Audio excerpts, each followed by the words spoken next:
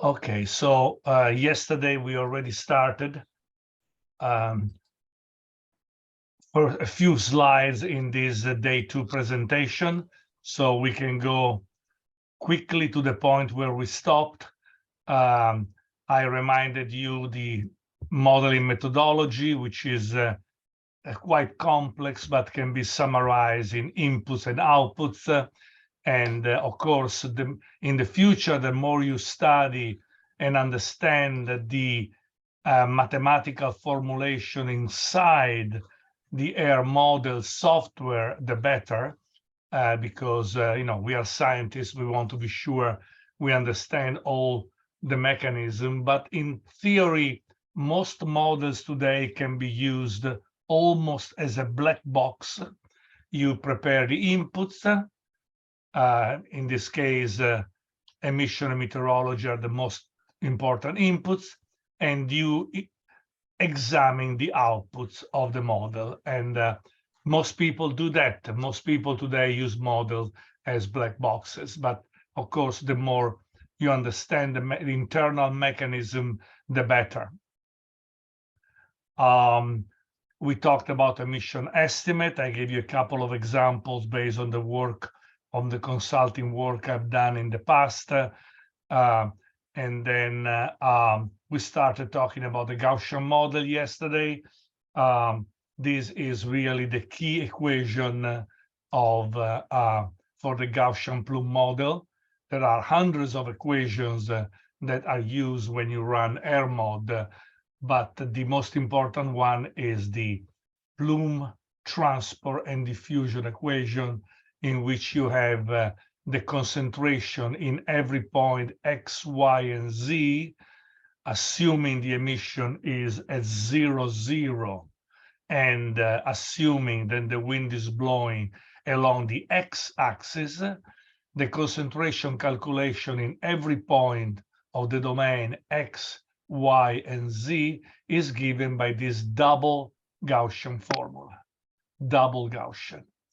The intrinsic assumption is that the plume expands horizontally, but maintains a Gaussian distribution. And the plume expands vertically, but maintain a Gaussian distribution. With this assumption, only two parameters are needed to describe the entire plume. Sigma y, standard deviation of the Gaussian distribution in the horizontal, and sigma z, standard deviation of the concentration of pollutants in the vertical. So the Gaussian distribution is well known in statistics, where we are dealing with probability. Here we are dealing with mass density function. There are empirical formulas I showed you yesterday,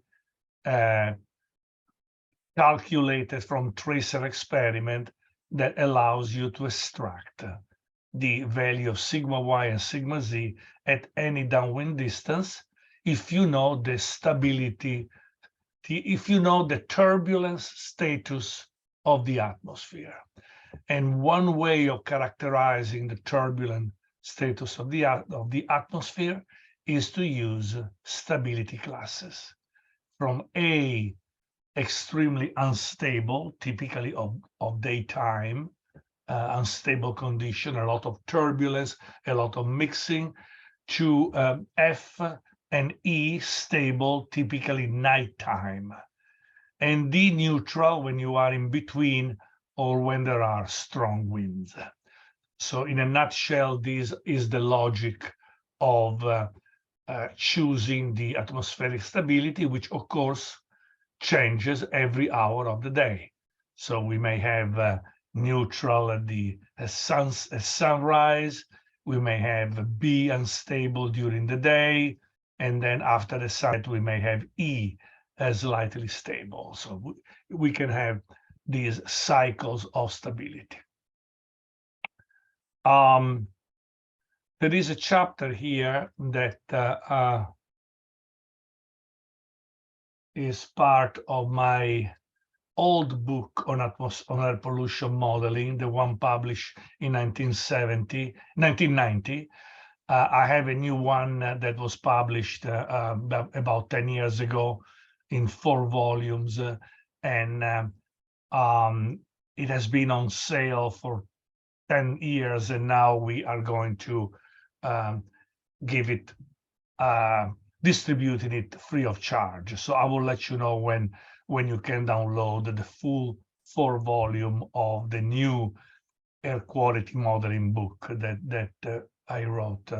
But this chapter is still valid, and you know, let's go through quickly to see what other important issues there are when we talk about the Gaussian plume model. Again, these are images showing the concept I already gave you of the plume that is traveling along the x-axis, and at any distance, if you take a vertical plane perpendicular to the plume, we see that in this plane there is a bi-Gaussian distribution. And of course, the concentration decreases with distance. Why? Because the sigma increase with distance, and therefore the plume is opening up. There is atmospheric dilution and lower concentrations. We already discussed this figure. Calculation of sigma y and sigma z. I gave you a few minutes ago the graphical form of sigma y and sigma z, but of course in the literature you will find many analytical formulation to calculate this number without going to a log paper, and these formulations are summarized here in section 7.2.1. There are several, the Pasquill-Gifford sigma, the Brookhaven sigma, the Briggs sigma. So in the literature, there are several formulations, and different models may choose different formulation. I just show you the basic one. The basic one is based on the determination of a stability class from A to F or even G sometimes. Extremely, there is a typo here, extremely stable here, not unstable. There is a typo. So how do we determine the for every hour of the day, what is the stability class or Pasquill categories? There are several names. And here in this section, there are tables 7.1 and 7.2 that gives you an idea on how, from measurements, you can determine the stability class. For example, if you have measurement of sigma theta is the standard deviation of the horizontal wind fluctuation. You know, many meteorological stations today do not measure only wind speed and wind direction. They measure temperature, they measure pressure, they measure the standard deviation of the wind direction. So if you have this information, if you have this measurement every hour, sigma theta, the standard deviation of the horizontal wind fluctuation, you can determine for that particular hour the Pasquill's class or the stability class. So these are semi-empirical algorithms. Again, all these formulations are semi-empirical. These are semi-empirical table that allows you to apply the Gaussian equation by calculating at every hour the sigma y and sigma z. Again, more formula in the literature. These, I believe, are the Brookhaven sigma, the Briggs sigmas. There are several. And when you run a model, sometimes you have the option of choosing which sigma functions you want to use. These are the Briggs sigma functions. Okay, reflection term, we already talked about the fact that to account for ground reflection of the plume, we imagine a second plume under the ground. And this second plume will give the reflection contribution. That's why in the formula we have two terms. We have one term with the actual height of the stack, and then we have a second term with the height of the stack plus the elevation, in order to have the second plume to account for the reflection.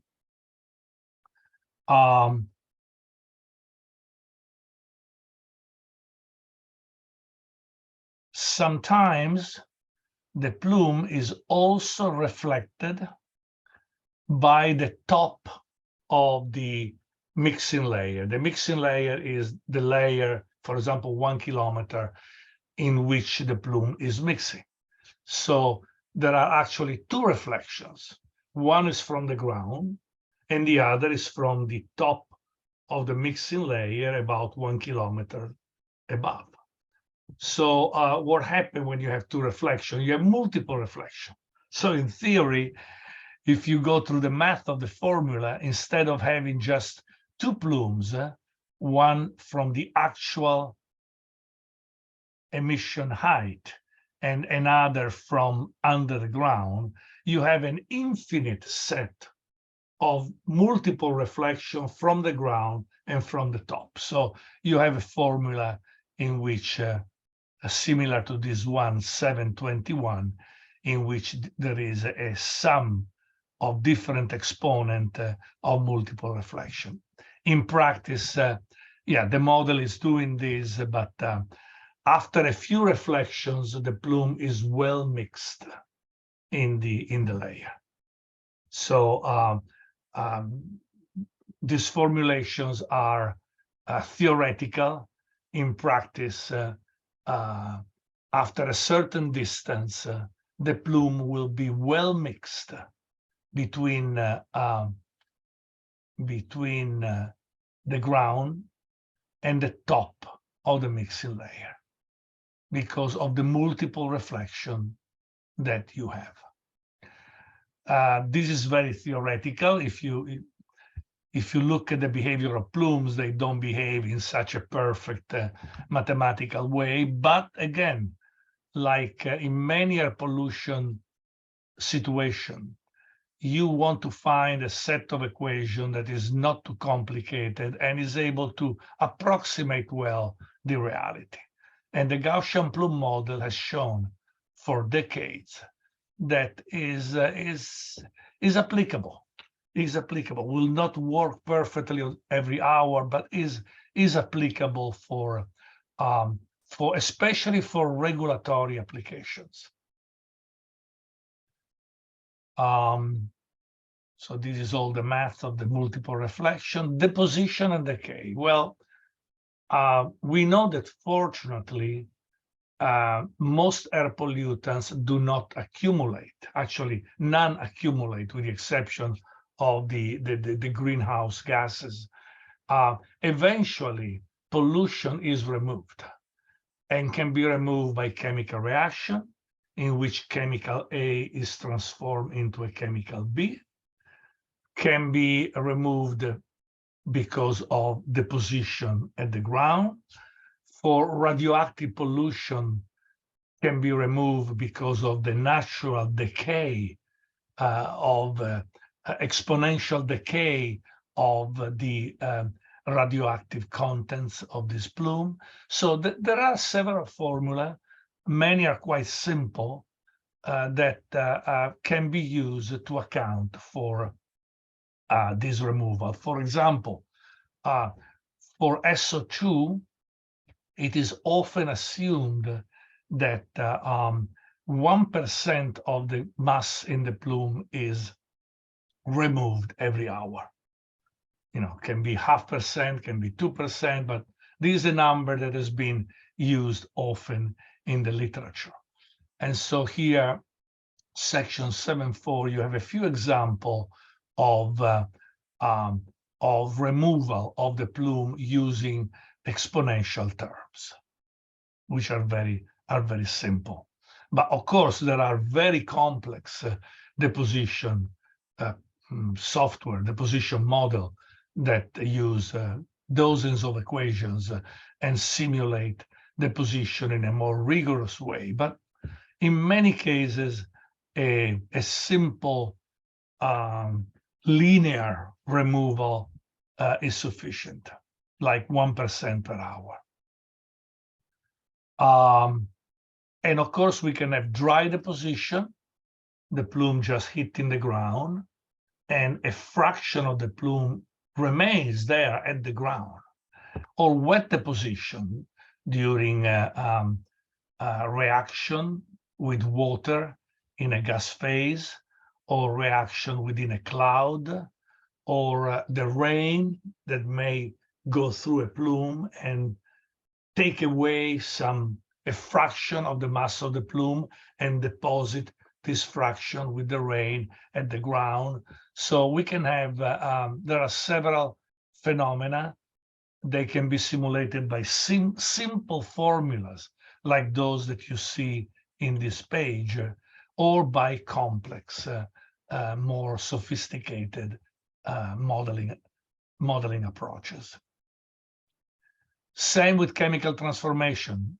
You can have a very simple linear reaction, or you can have an entire photochemical model, including all the chemistry of the atmosphere.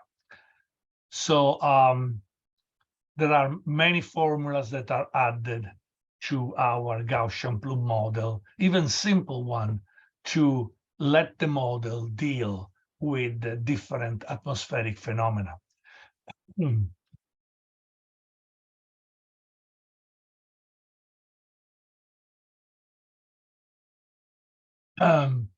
Special cases, I just want to mention them, but each special case has its own equation, and many of these equations are included into the Gaussian plume model, like AirMod.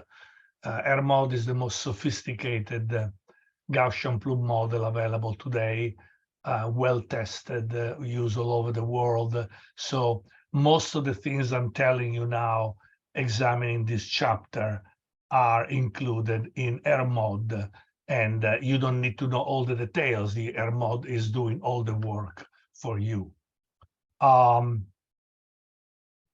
Fumigation. Fumigation is a phenomenon of early morning when you have a plume that has been emitted during the nighttime. And so, as you know, during nighttime, we typically have stable condition. So typically the plume will remain aloft, is not able to reach the ground, because nighttime conditions are characterized by stable atmospheric condition, very low turbulence.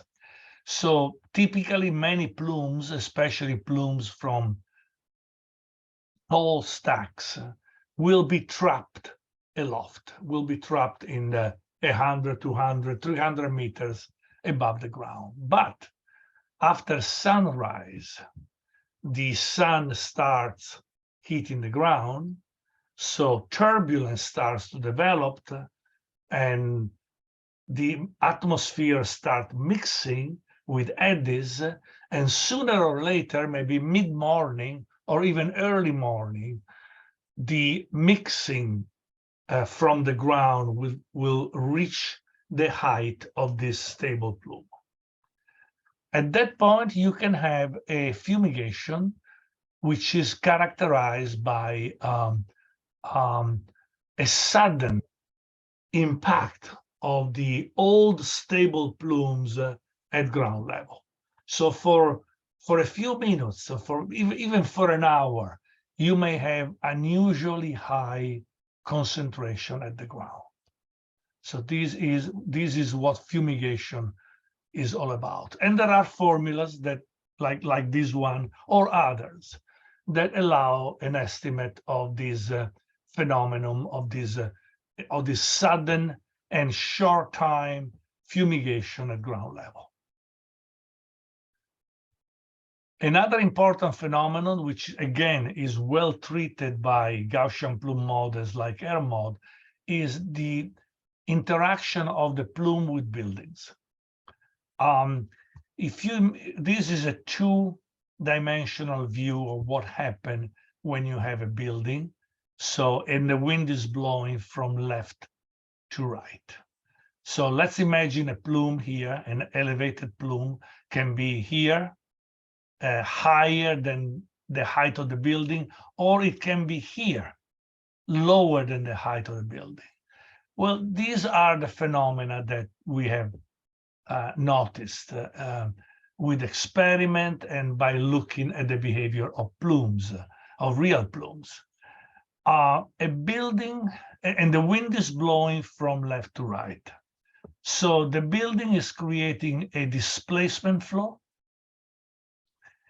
There is a streamline that starts from the corner of the upwind corner of the building and goes downwind. And there is a wake phenomena, a modification of the wind profile due to the building, and there is a cavity. There is a cavity. The cavity is the most important one, because what happened in the cavity, what happened inside the cavity, that if the plume, a fraction of the plume will be trapped inside the cavity. So we may have very high concentration at ground level in this area, from the building to the end of the downward streamline. So cavity effects, they exist. They have been examined. We have formulas that help us to calculate the concentration impact in the cavity, and generally these formulas are included in the model. In fact, if you look at the input that you need to specify to run the model, they will ask you, are there buildings around? If you say yes, you will be asked to specify where they are, how tall they are, so that the model can take into account these phenomena. A plume, of course, can be trapped into a valley. This happens all the time, because many times industrial development or urban development are in a valley. You don't build on the slope of the mountains, but at least at the beginning, you start building on the bottom of the valley. So any emission, urban or industrial, on the bottom of the valley will tend to be trapped into the valley. And so there are formulas that have been developed to deal with this trapping phenomena. What happens if the plume is made of particles? And what happens if these particles are large enough to be affected by gravitational settling? Well, what happens is that the plume will be tilted. The plume will be, instead of going horizontal from left to right, and this is a XZ view, of course, of the plume, X downwind and Z in the vertical. Instead of having a plume that is described by this dotted line, you have a plume that is tilted, because the plume is made of particles that are large enough to be affected by gravitational settling. We talked before about PM 2.5 and PM 10. Here we are not talking about PM 2.5 and PM 10, because again, PM 2.5 and PM 10 behave almost like a gas, almost like a gas. we are talking about larger particle, like, for example, 100 micron or 200 micron. This particle will be affected by the gravity. And so the actual maximum impact of the plume is found at this point, where U is the wind speed, HE is the height of the stack, and VG is the gravity settling velocity for those particular particles.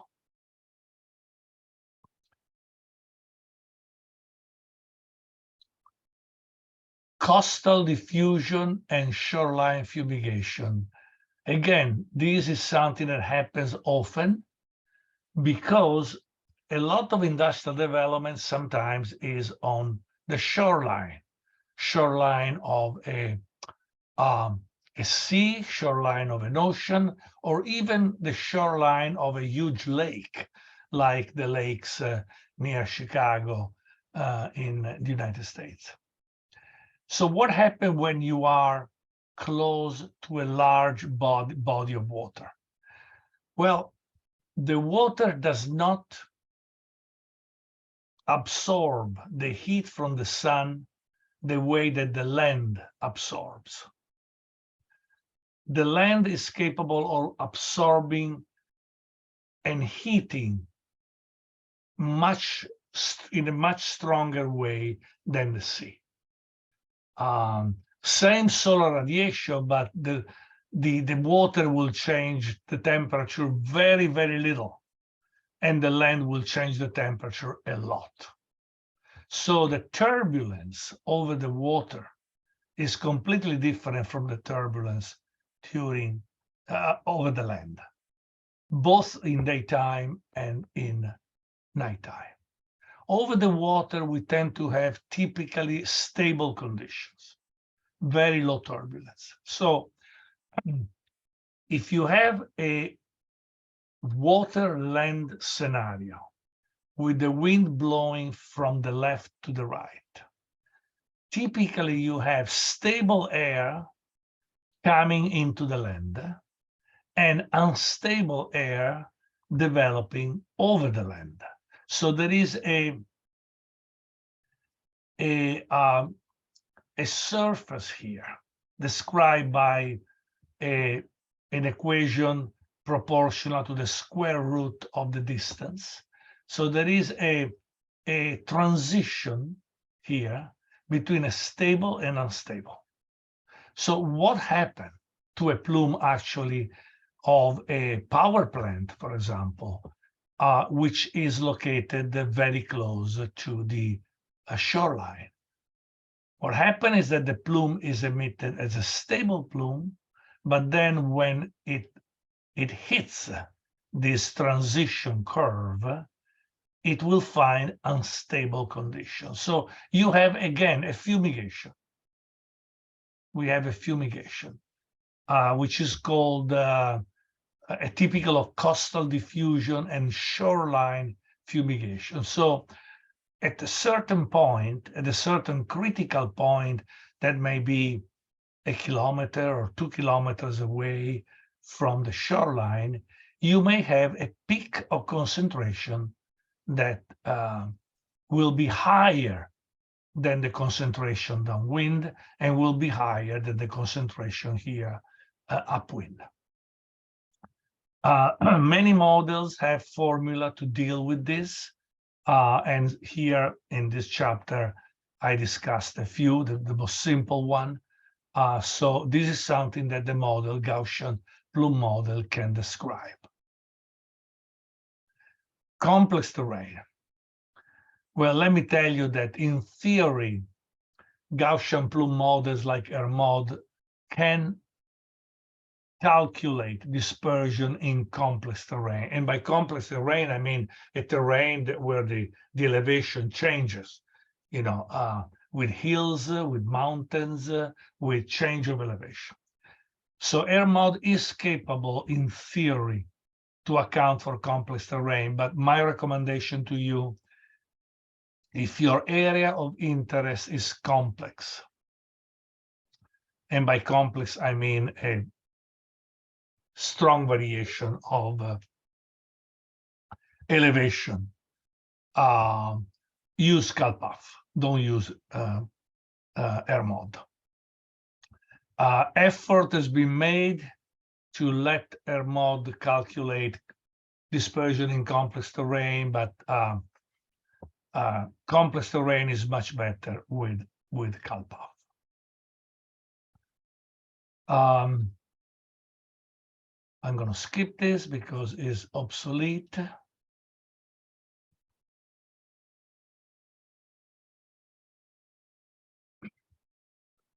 There are several derivations in the literature of the Gaussian plume equation, and they are extremely complex. For example, just for curiosity, this is one of the many papers that show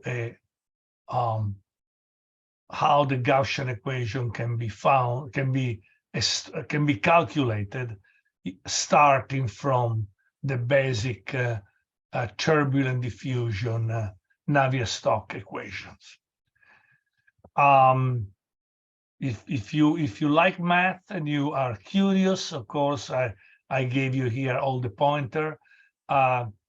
Frankly, I like my own way of extracting the Gaussian formula. I'm going to show it to you. Which page is what? Just 176.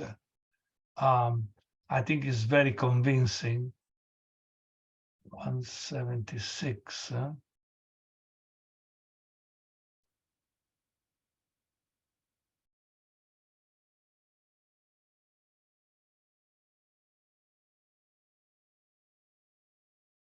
To extract, and here I discuss the several way of deriving mathematically the Gaussian equation.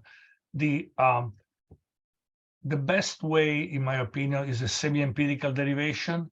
You start by saying the concentration is a constant multiplied by 2 Gaussian unit normalized function. So these, I'm just saying that the plume has a Gaussian distribution in the horizontal, a Gaussian distribution in the vertical, and there is a constant to fix the unit, to fix the term. And then I impose a simple mass balance, very simple mass balance, and I find that the constant is Q, the emission rate, divided by U, the wind speed. Bingo, I have the Gaussian formula. So I don't need complex calculations, in my opinion. This should be enough to convince you. It's a mass balance calculation that the Gaussian formula is valid under the assumption that the plume has a bi-Gaussian distribution. So you may want to look at this section if you want, but it's not really needed. The Gaussian formula has been accepted by 50 years as a semi-empirical method to simulate air pollution. Okay. Before we move to the next section, is there any question? Everything clear so far?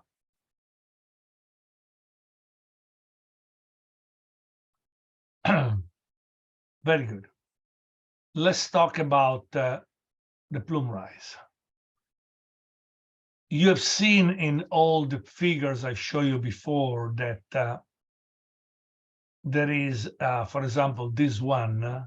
See, the release is at the top of the stack, but the plume initially has some buoyancy because of high temperature and because of the vertical velocity. So at the beginning, the plume will rise and then it will bend following the wind. So the actual height of the plume is not the height of the source, the height of the stack, is an effective height. You see there is HS here, the height of the stack, and there is HE, which is the effective height, because we have this initial phenomenon called plumerize. And here we are again. HS is the height of the stack above the ground, and delta H is the extra elevation of the plume to account for the plumerize. So the actual elevation of the plume used in the Gaussian model is not HS, but it is H. And don't worry, all the software available does the calculation for you. You just need to specify the correct input. You need to tell the software where is the source, the stack, how high is the stack, what is the exit diameter of the stack, what is the temperature of the gases, and what is the vertical velocity of the gases injected into the atmosphere. So you need to give the software all the data needed for the software to calculate delta H, which is the extra elevation called plumerize.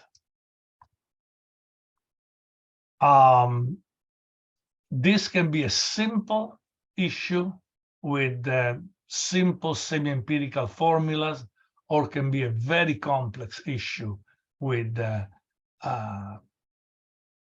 pages and pages of mathematical equation.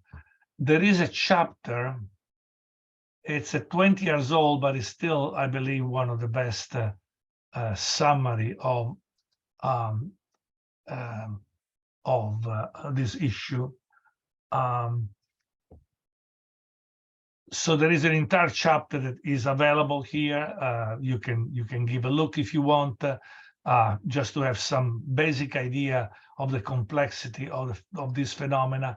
But of course, this is a very theoretical and comprehensive review of the plumerize, because sometimes you are not just interested in the final plume. You want to know the trajectory of the plume from the top of the source to the end of the plumerize. And also you want to know how much the plume has expanded during this initial phase. So there are many questions that often are needed. So you may need, for certain special application, large plumes from a power plant, for example, or large plumes from refineries. You may need some formulation that is more rigorous than the simple semi-empirical formula. So in this chapter, you will find a very comprehensive treatment of the plumerize. But for most application, you have simple semi-empirical formula like this one. First, and the models do all the work for you. But you need to know, to have a basic understanding of these formulas. You don't want to use a model as a black box. You want to have a little understanding of all the calculations so that you can interpret the results correctly. Otherwise, is something magic, some number coming out of a box, and you are not really able to interpret them. So the plumerize, basically, you can look at this formula. You need to calculate a buoyancy flux, F, which is a function of the exit velocity, Vs, from the stack. Gases are injected into the atmosphere with a vertical velocity. So Vs is the vertical velocity in meter per second. D is the diameter, the top inside diameter of the stack in meters. Ts minus Ta is the temperature difference between ambient temperature and the temperature of the gases. And Ts, again, is the temperature of the gases. So once you calculate this buoyancy flux, you can use this semi-empirical delta H plumerize equation, and you will be able to calculate the final plumerize, the final. Don't forget, this is a dynamic process. The plume will be emitted here and reach the final level maybe 10 minutes later or 500 meters downwind. So these semi-empirical formulas only give you the final plumerize delta H. Okay, so any question on the plumerize? Everything clear?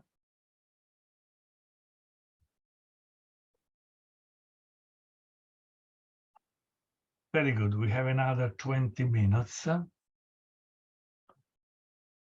I already told you several times that the most used Gaussian plume model is AirMod. Has been developed by the EPA, and there is an enormous amount of literature about the development of the model, the equation used by the model, the tracer experiments that have been used to validate the model, and the comparison of the models with measurements. The software has been debugged. You know, whenever you have models, unfortunately, you always wonder, are there bugs in the code? There are always bugs in the computer codes.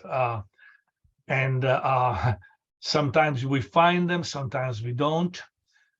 In the case of AirMod, I believe that all the major bugs has been found.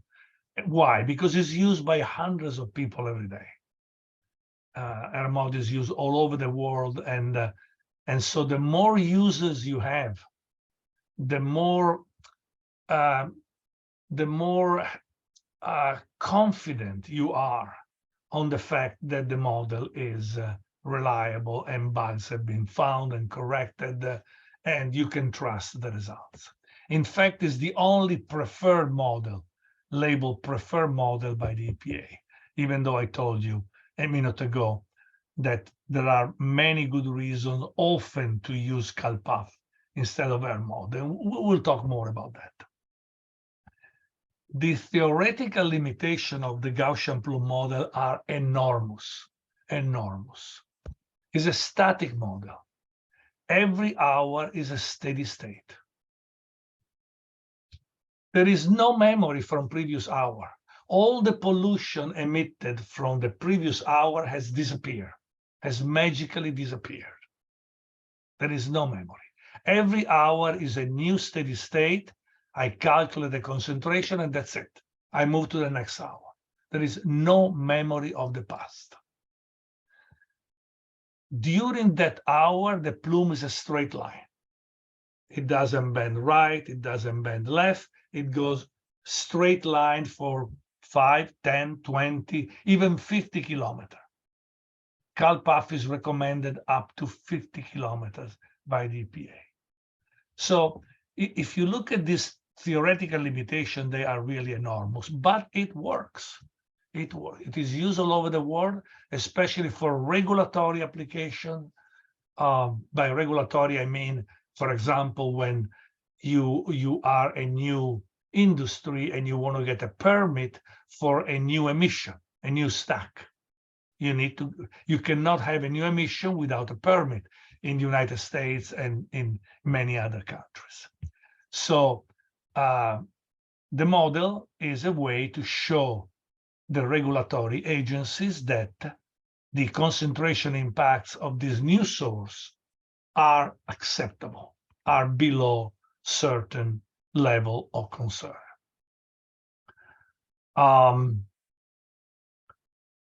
My personal recommendation, you can use the free software from the US EPA, but believe me, if you buy the user-friendly version produced by several companies, Lakes Environmental, Trinity consultants and other, believe me, you save a lot of time.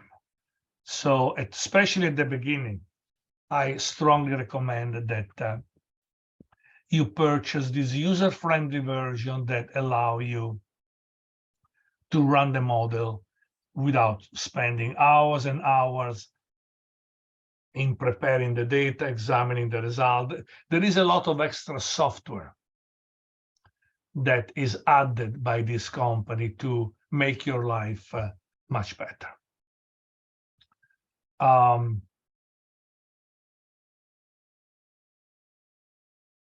A good thing about AirMod is that it has 3 major preprocessors that help you prepare the data needed by AirMod.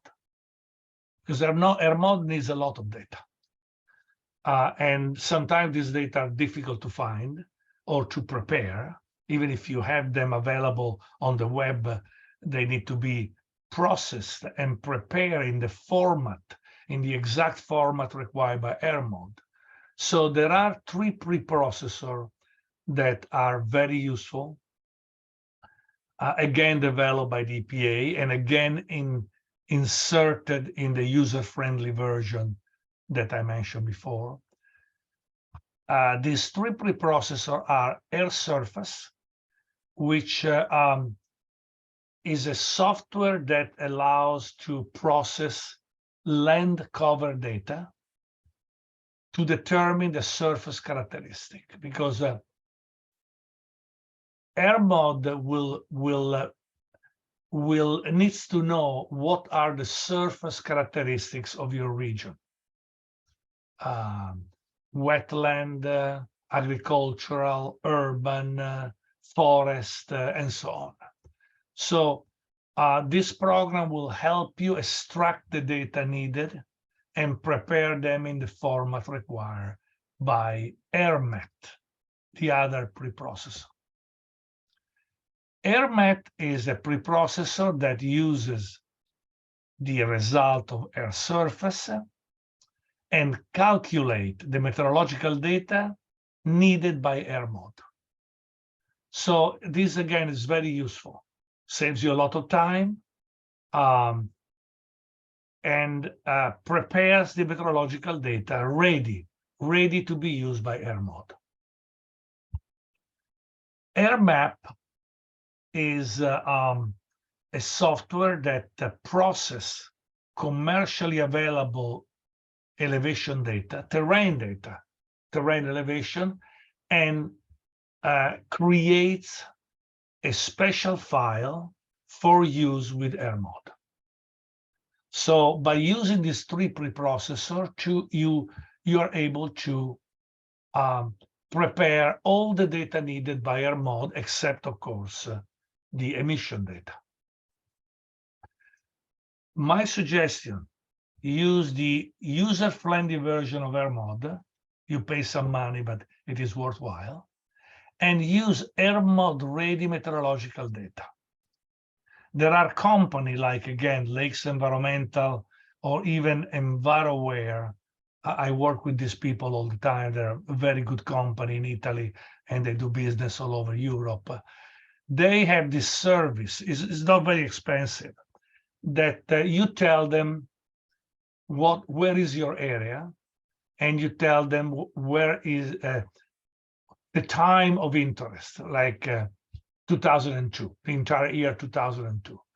And they will extract for you the meteorological data in that area and in that year, and they will send you this meteorological data already organized to run with AirMod. They are called AirMod Ready, all CalMet ready, CalPath ready. They do this for AirMod and for CalPath. This will save you a lot of time for just a few $100s. So use AirMod ready meteorological data. And if you run CalPath, you can use CalPath ready meteorological data. Okay, that's all for AirMod. Let's talk about another 5 minutes about the Gaussian puff model, an introduction to the Gaussian puff model. You remember all the limitation I mentioned before. These limitations are theoretically enormous, and many people are many scientists, when they read these limitations, say, I'm not going to use their model.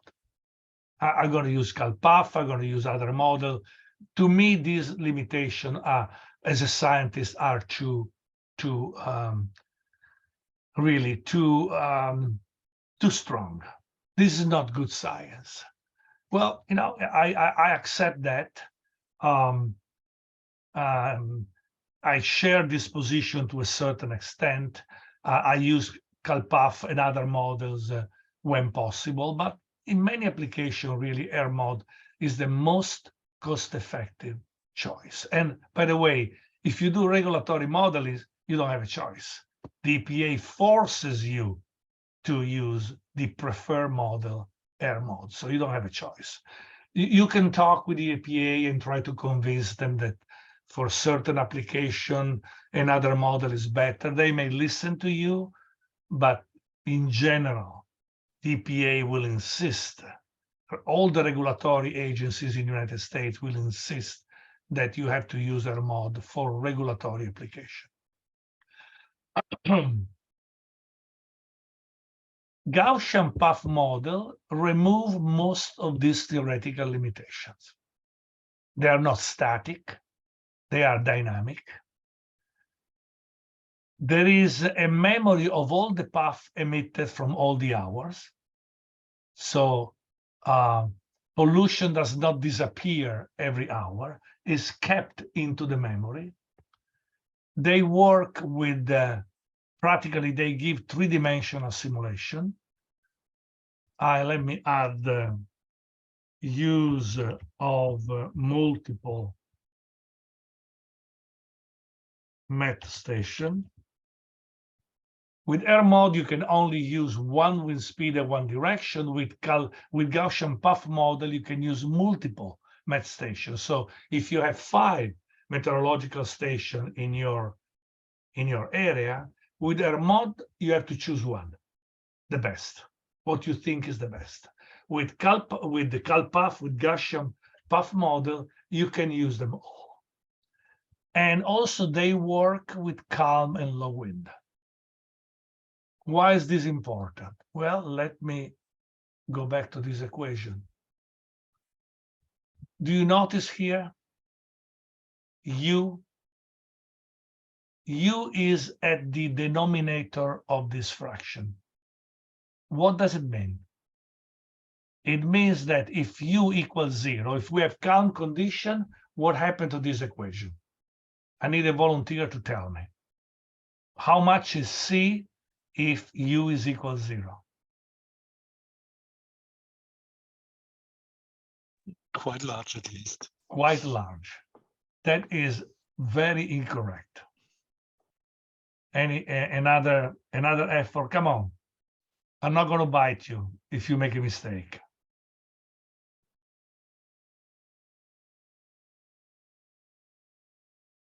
For U equals 0, the entire formula does not give any number. Does not exist. The equation cannot be applied. You cannot divide by 0. You can say that the lower U, the higher C. You can say if U is equal to 0.000001, the concentration will become very, very, very, very, very large. But if U equals 0, if you try to divide by 0 in a computer or in a pocket calculation, you should have an error message. You cannot do this operation with basic mathematics.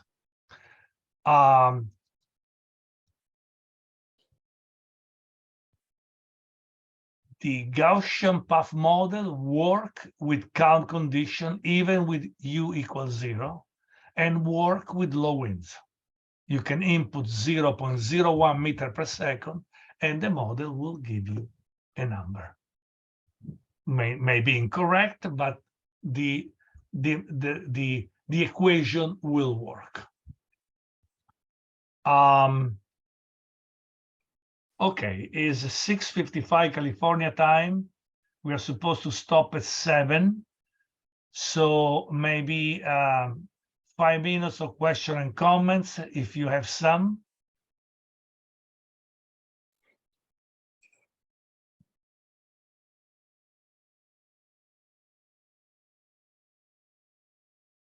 Okay, so let's spend a few minutes examining this chapter. Again, this is my old book, but for this introductory course, this is correct. This is sufficient. Let me show you the section on page 167.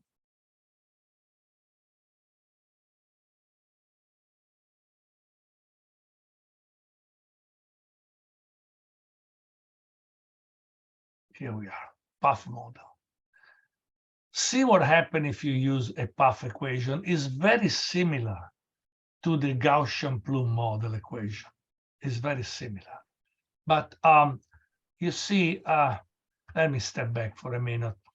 What is a Gaussian puff model? It's a model in which, instead of having an equation describing the plume, I have multiple equations describing a set of puffs. So, for example, every 5 minutes, I emit a new puff from the source, and every puff will move according to the wind speed and wind direction.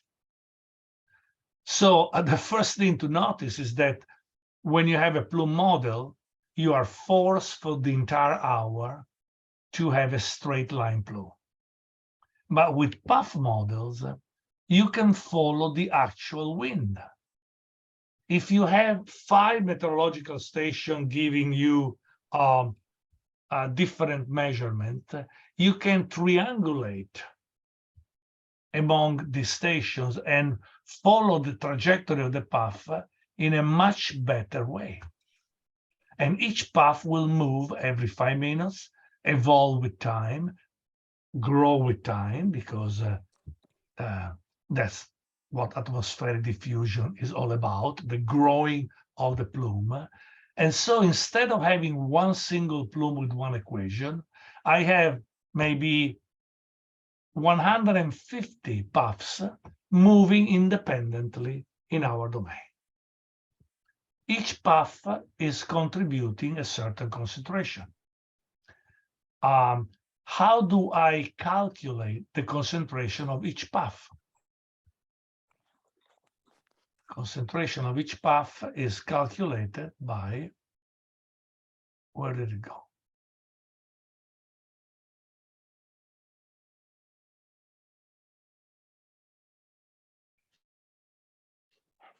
Is calculated by this equation.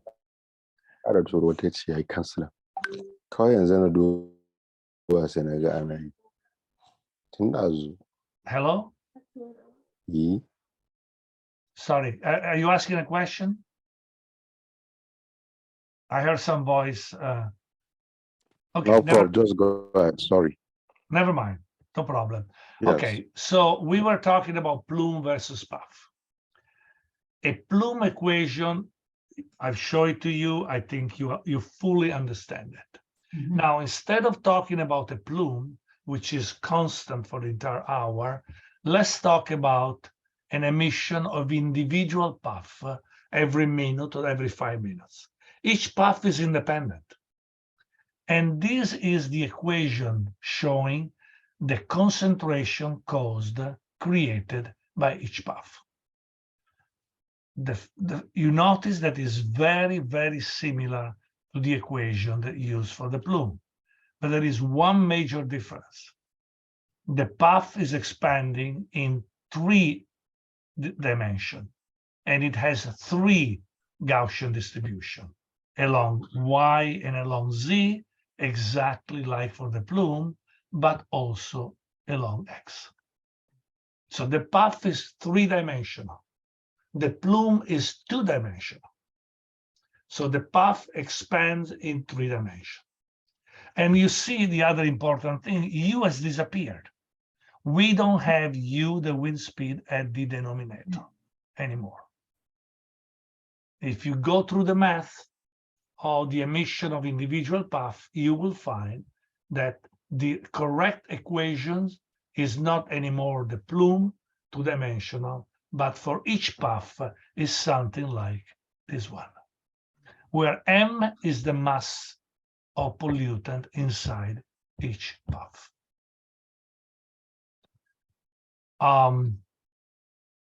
701. Okay, so let's restart in 10 minutes, and we will make sure that this is fully clear. Talk to you in 10 minutes. Bye-bye. Okay, I hope everybody's back. Can you hear me well? Yes, we are here. We are here. Very Yes, good. loud. Yeah. Very good. So let me go back here to be sure that you understand. We have an emission here. This is a top view of our area of interest. We have an emission here from a stack. With the Gaussian plume model, we have one equation, which is this equation here. We have one equation, this one, which describes the entire plume. One equation. The plume is steady state, and the plume is going only one direction for the entire hour. One equation for one plume. But there is an alternative way of using the Gaussian model to describe this emission. And we describe this emission as a superimposition of Gaussian puff. So we still maintain the Gaussian concept. Everything is expanding horizontally and vertically according to the Gaussian equation described by the sigmas. But instead of having a two-dimensional plume, one, with sigma y in the horizontal and sigma z in the vertical, we have a sequence of puffs, maybe hundreds, maybe thousands, a sequence of puffs moving independently. And each puff, of course, has diffusion that needs to be calculated in 3 dimensions, not 2, because it's a puff, it's not a plume. So the puff will expand along X, along Y, and along Z. It's still Gaussian, but it is a piece of the plume simulated by a Gaussian puff. So by using this a Gaussian puff model, we have a lot of advantages and a few disadvantages. The advantages are that we practically remove all these theoretical limitations of the Gaussian plume model. It's not static anymore, it's dynamic. There is a memory of the previous hours. It's not a straight line plume. The plume is actually bending because if we have different several meteorological stations, you are able to triangulate and follow the plume bending because that's what you calculate from your wind speed and wind direction measurements. So if you only have one station, you can only do a plume model. But if you have 5 stations in your area, you can have trajectory, you can have streamlines, you can follow the actual streamline of the wind by a series of puffs. So the advantages are enormous, the theoretical advantages. Unfortunately, the practical advantages are not as big for several reasons that maybe we will discuss later. Air mod still works quite well. When you compare with the measurements, sometimes it's surprising how good air mod is, or is as good as other models that should be theoretically superior. We found this all the time. I just had a big project in the last 2 years that we used both air mod and CalPath. I was really hoping with CalPath to get better results.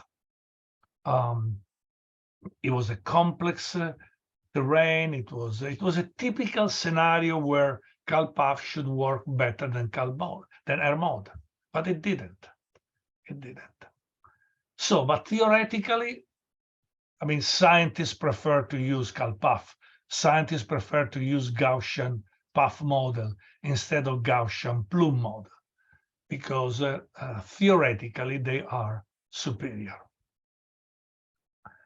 Going back to the equation, I want to be sure that you understand. It was page 167, if I remember well. Going back to the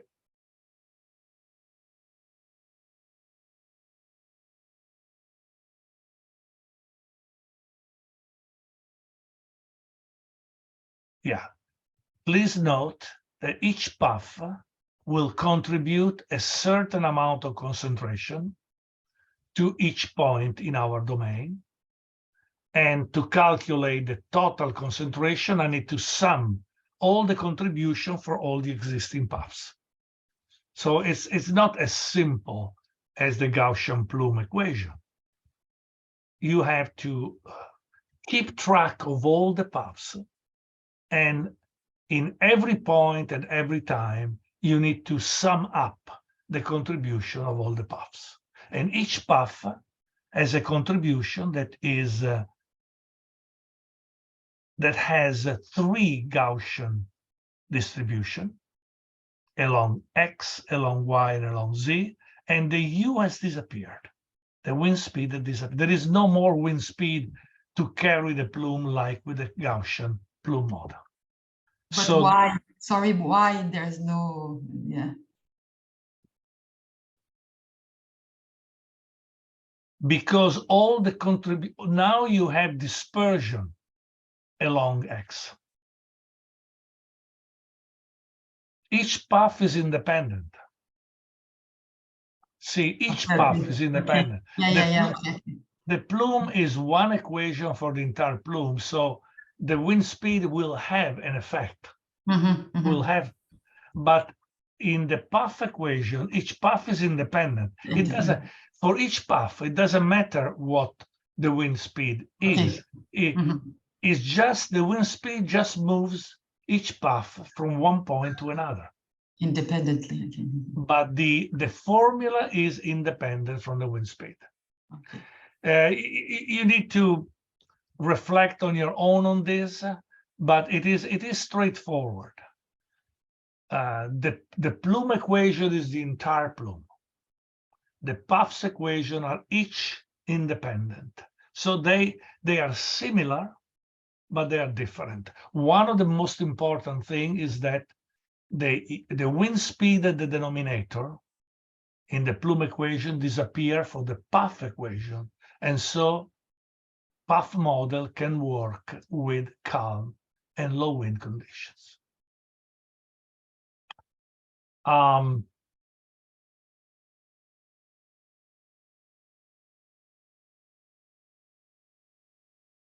Was there anything else here? Let me give a quick look.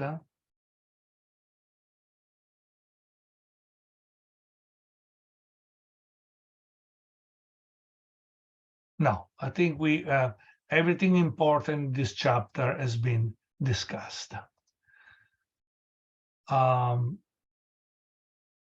So we can move to now that you know what the Gaussian path model is, at least theoretically, let's talk about CalPath. CalPath is still developed by the EPA, so is a model accepted by government agencies, but is not preferred anymore. It used to be preferred until a few years ago. Now the label that the EPA is using is alternative model. That means that if you want to use CalPath for regulatory application in the United States, you need to convince the regulatory agency that your choice is correct, because the default approach of regulatory agencies is to use the preferred method. But again, it is accepted, and in many cases is the only model that is appropriate, especially when you have plumes that will travel more than 50 kilometers, especially when you have low wind or calm conditions, especially where you are in complex terrain with the hills and variation of altitude.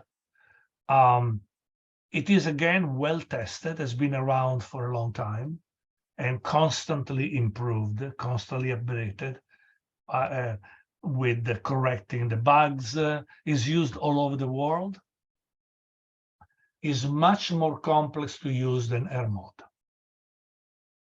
So be prepared. If you use CalPath, you have to invest a certain amount of time to understand the model. Again, you can use model as a black box, input, output, forget what it is inside. But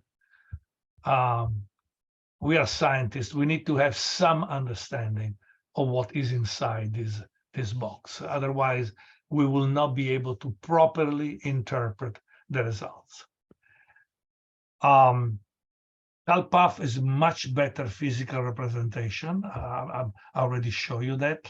I wrote a few pages a year ago that are included here, or a note on AirMod versus CalPath that you may want to use or to read, just 2 or 3 pages. But it is a quick review of the differences between these two models, and the intercomparison studies that have been conducted to better understand which one is better and which one you should use for certain application. So it's just a review. It's just a review of opinion and studies that have addressed the issue, which one is better. And so if you face this problem of choosing AirMod versus CalPath, you can read these 3 pages.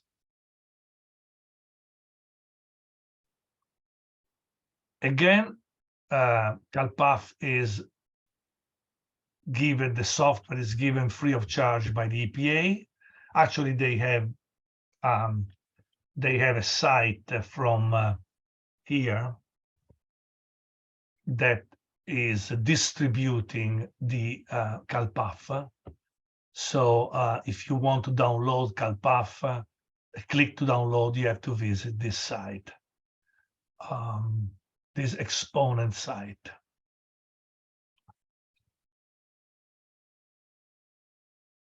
There is, of course, a user-friendly version that can be purchased, and I strongly recommend you use the user-friendly versions, especially at the beginning of your studies, and again that you purchase also the CalPath-ready meteorological data that save you a lot of time.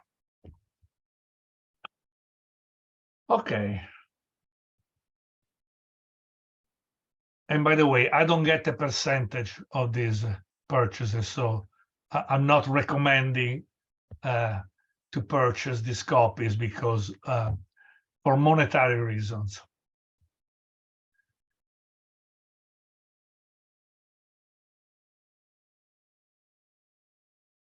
This company that has a very good reputation. I work with them in a few cases. Lakes Environmental. gives, as I told you, user-friendly version of EPA model. One is given free of charge, is Screen View. So I strongly recommend that you download it. You need to register and then the free download and start using it. I'm going to use it for you now. I'm going to run 1 or 2 tests just to show you how easy it is and how user-friendly it is. Screen is a simplified version of AirMod. So all the Gaussian plume model concept of AirMod are included, but is a much simplified version. So this is not the software that you will use when you do an actual study, an actual regulatory run. You will run AirMod. But for demonstration, for test, for teaching, for playing, Screen is quite useful. All right, so let me show you how it works. So after you download,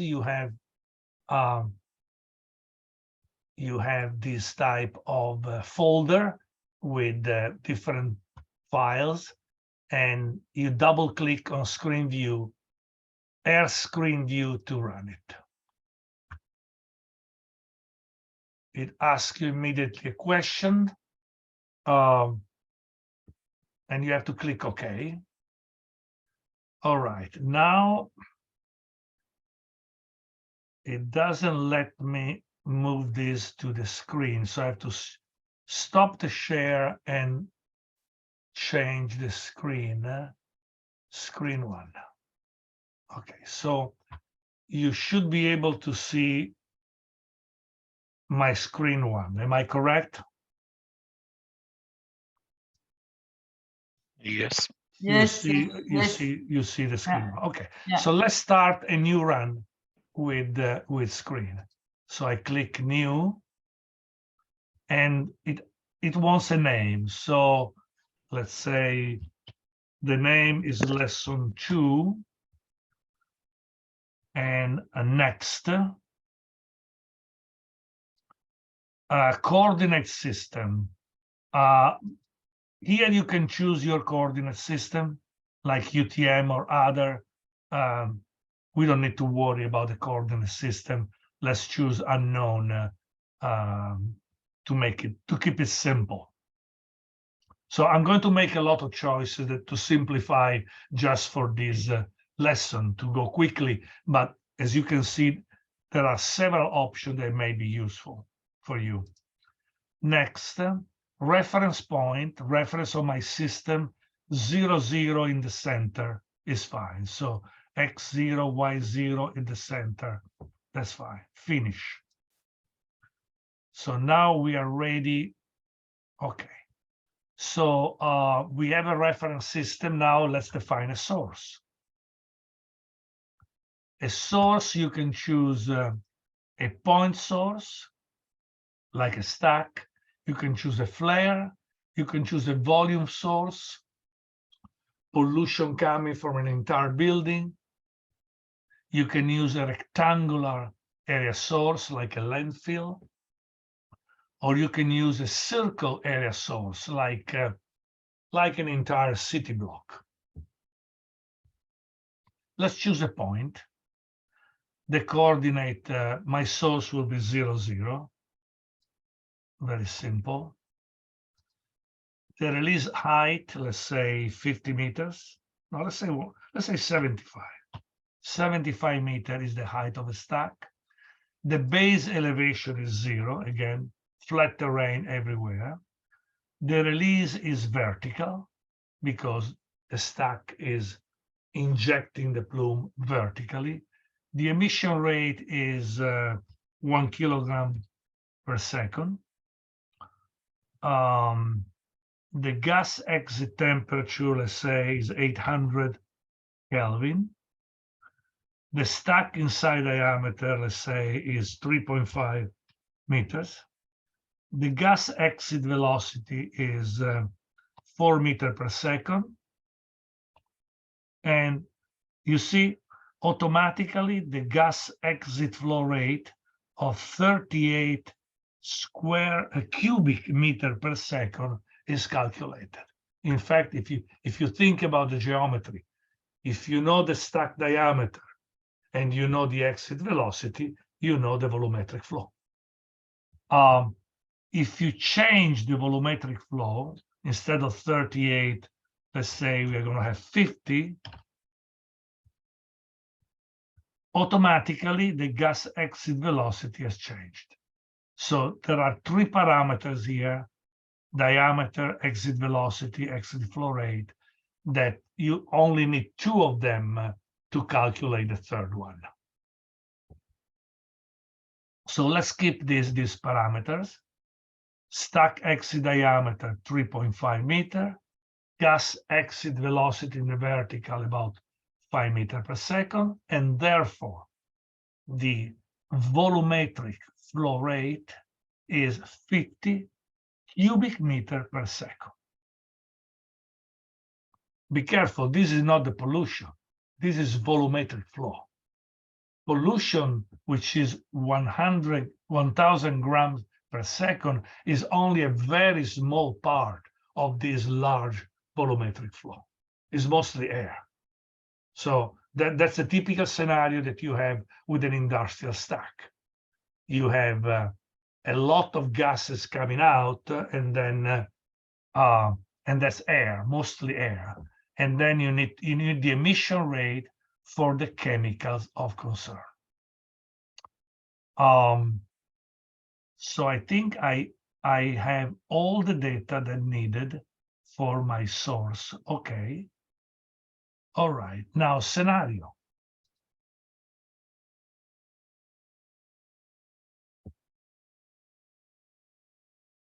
Let's have a new scenario. Let's call it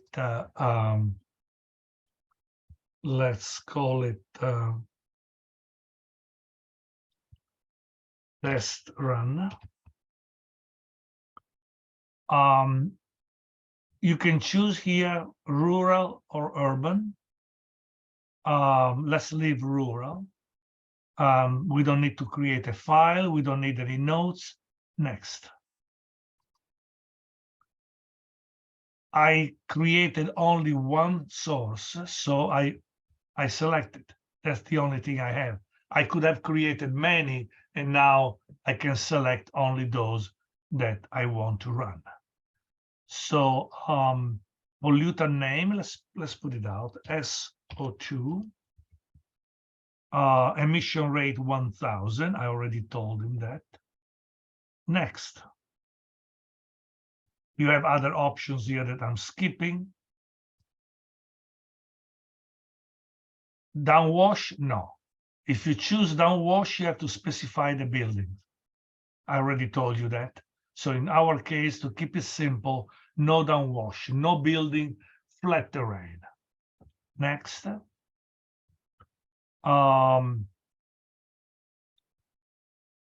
The software wants surface characteristics. They want the albedo, the surface roughness, the Bowen ratio. If we have time, we will talk about this, but let's skip it for now. Let's go quickly to the run. You can just tell, this is one of the many things that this special software helps you. You can specify the type of land use. What is the land use? Water, forest, swamp, agricultural land, urban. Let's choose grassland. So if you choose grassland and you apply, automatically the program selects appropriate value of albedo, which is typically about 0.3, surface roughness, which is small because we choose we didn't choose urban, so it's only 4 centimeters, the surface roughness, and the Bowen ratio is almost 1. So I think now we have all the data to run the model. Include the terrain effect? No. Let's keep it simple. Flagpole receptor? No. Default, 10 meters, the maximum distance of the receptor. Next.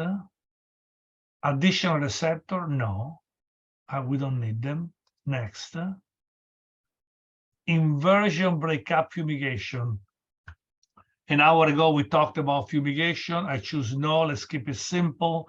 Shoreline fumigation. You should know what is asking. We talked about shoreline fumigation an hour ago. No, no. Let's keep it simple. Finish. Okay.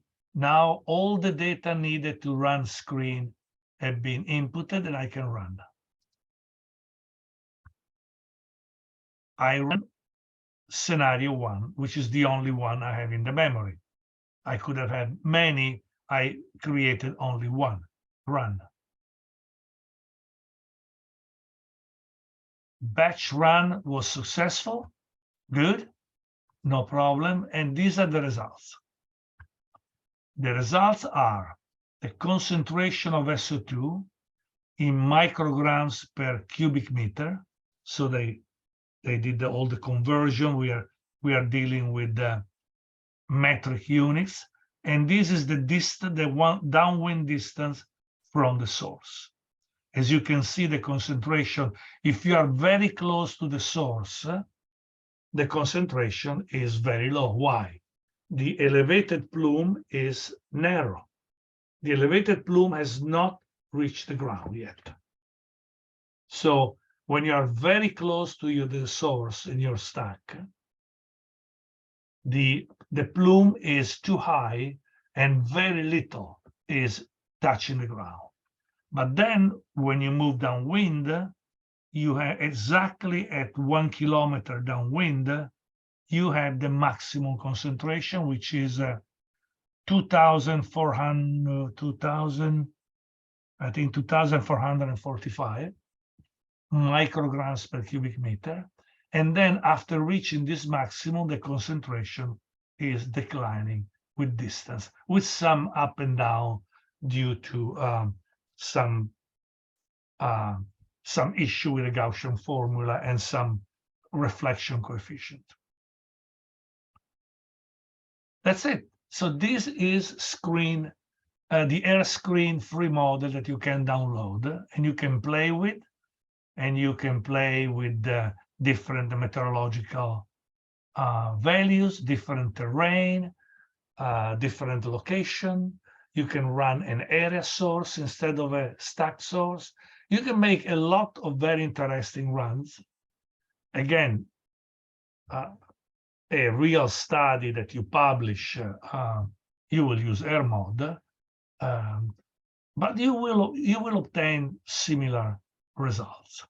There are a lot of things that you can do with screen. You can do downwash, you can do fumigation, you can do different type of sources.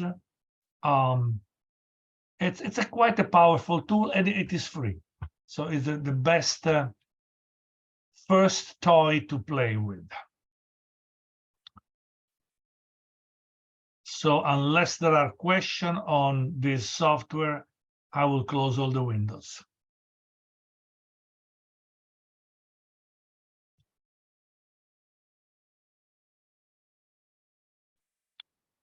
Very good. Okay, so now let me switch to the other monitor, monitor 3. So we are back here.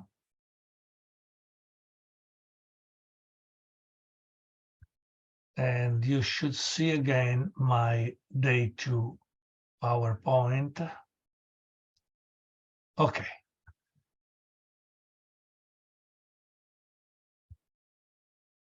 We talked about Gaussian model, Gaussian plume models, and Gaussian puff model. Now let's talk about grid models. In many cases, you need grid models to simulate air pollution.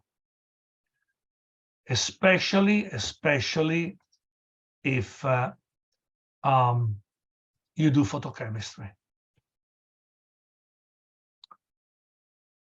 And most meteorological models are grid models.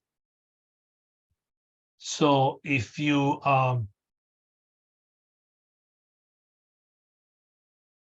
run air mod, you don't need meteorological models.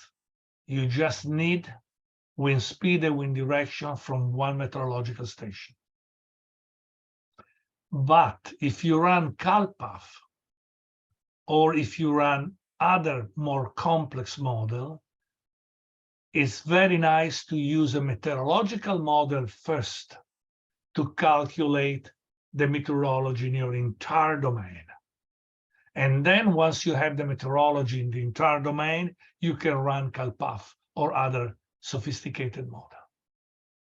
Because don't forget, CalPath is able to use information in 3 dimensions from a network of meteorological stations. Air mod cannot do that. So, and I'm not going to talk a lot about meteorological model during this course, but I just want to tell you that if you use advanced models like CalPaths or other, you have the options of running before a meteorological model to have a full understanding of the meteorology in your area, hour by hour. So what are grid models, also called Eulerian model? Grid models are necessary to solve models based on partial differential equations. Some of you may remember that a lot of phenomena, physical phenomena on electricity, on magnetism, especially on fluid dynamics, they are all simulated by sets of partial differential equations. What are partial differential equations? Are equations that contain derivatives. You remember the derivatives when you study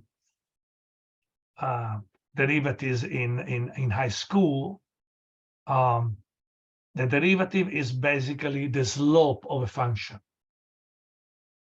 And many equations representing physical phenomena are based on equation with derivative. For example, the Navier-Stokes equation are the most complete set of equations simulating the movement of fluid. So if you have a very complex problem, for example, I always show this, if you have a very complex problem like the design of a Formula One car, you have the aerodynamics of a Formula One car. You have 2 approaches. One is the wind tunnel, and every Formula One company has their own wind tunnel for the test, or the calculation of the flow around the car at different speeds using a model, using a computational fluid dynamic model, using the Navier-Stokes equation. So these are very complex equations. I'm not going to go through that, but I just want to point out to you that all these equations contain partial derivative. The u dx, the v dy, d tau dx, all these equations are based on this partial derivative and cannot be solved. It's impossible to solve this equation. They can only be approximated by numerical method, by using computers.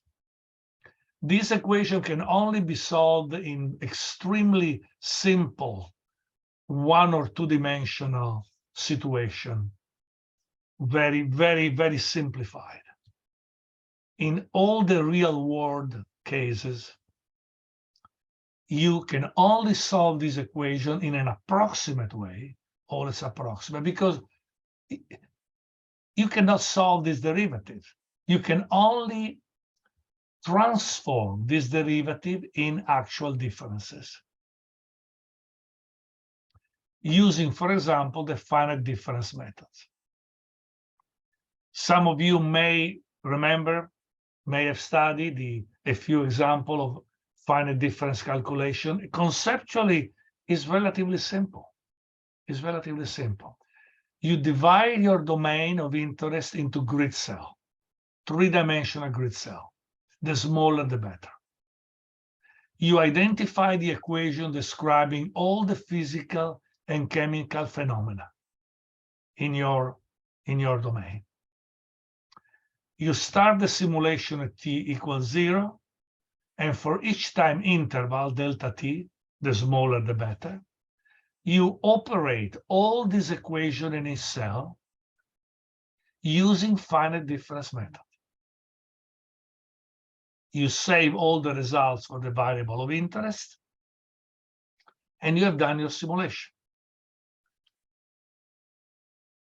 You don't know how correct it is, because again, you have not solved exactly the equation that describes your phenomena. You have approximated the equation using finite difference method. So there are still uncertainty to be discussed and analyzed to be sure that your results are correct. And I don't want to spend too much time on this, but I want to give you the basic idea for those of you who don't remember what you have studied, what we are talking about here. Let me show you some very simple, extremely simple differential equation. dy dx. This is a derivative of the function y over x. How did we calculate this derivative? Well, it's the difference of y, a different location, divided by the distance. The derivative is the limit of this term for h that tend to 0. So in practice, I go back. Before inventing derivatives, we were talking about differences. Then with the limit, we calculated the differences. But I go back to the original difference. So I have transformed a term that I don't know how to deal with into a simple difference of values. In other words, I have transformed an equation with the partial differential terms into an algebraical equation, into a system of linear algebraical equation, a linear system, typically. So I can solve the algebraical equation with algebra. You don't need any advanced mathematics. This becomes simple algebra. That's how the system works. All the equation, all the complex Navier-Stokes equation listed here. All the complex Navier-Stokes equations can be rewritten in a form which is algebraical. Of course, it's not perfectly correct. It is an approximation. But that's the only way to solve this equation, by eliminating all these derivatives here and transforming them into simple algebraical differences. Perhaps I lost somebody here. It's not ultra simple, but just as a summary, grid models are used to solve very complex equations. No, the Gaussian model equations are very simple, very simple. But grid models are used when we have complex meteorological models equation or complex photochemical models equation. And the methodology to solve them is a numerical. We cannot solve them analytically with pen and paper. We have to do it numerically. And the method that there are several methods to do it. Typically, we use finite difference methods to do so. Okay. So the first step for a grid model is to divide the domain of interest into grid cell. For example, if you do a simulation on a global scale, you will divide the Earth on rectangular cells all over the Earth, with a horizontal grid based on latitude and longitude, and a vertical grid based on height or pressure.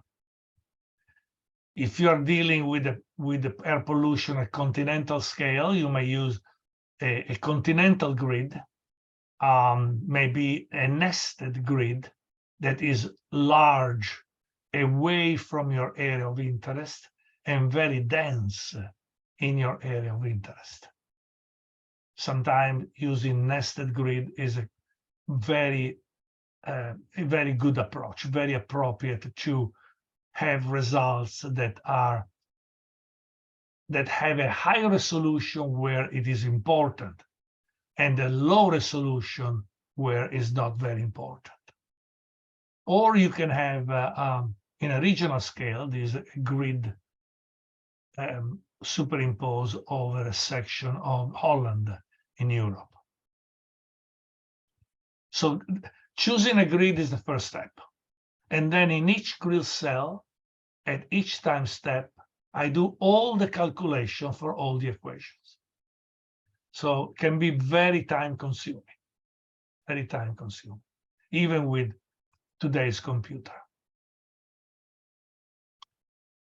So to be more precise, grid models are used today for meteorological modeling and for, let's call, advanced plume simulation, using computational fluid dynamics, CFD, using the Navier-Stokes equation I showed you a minute ago.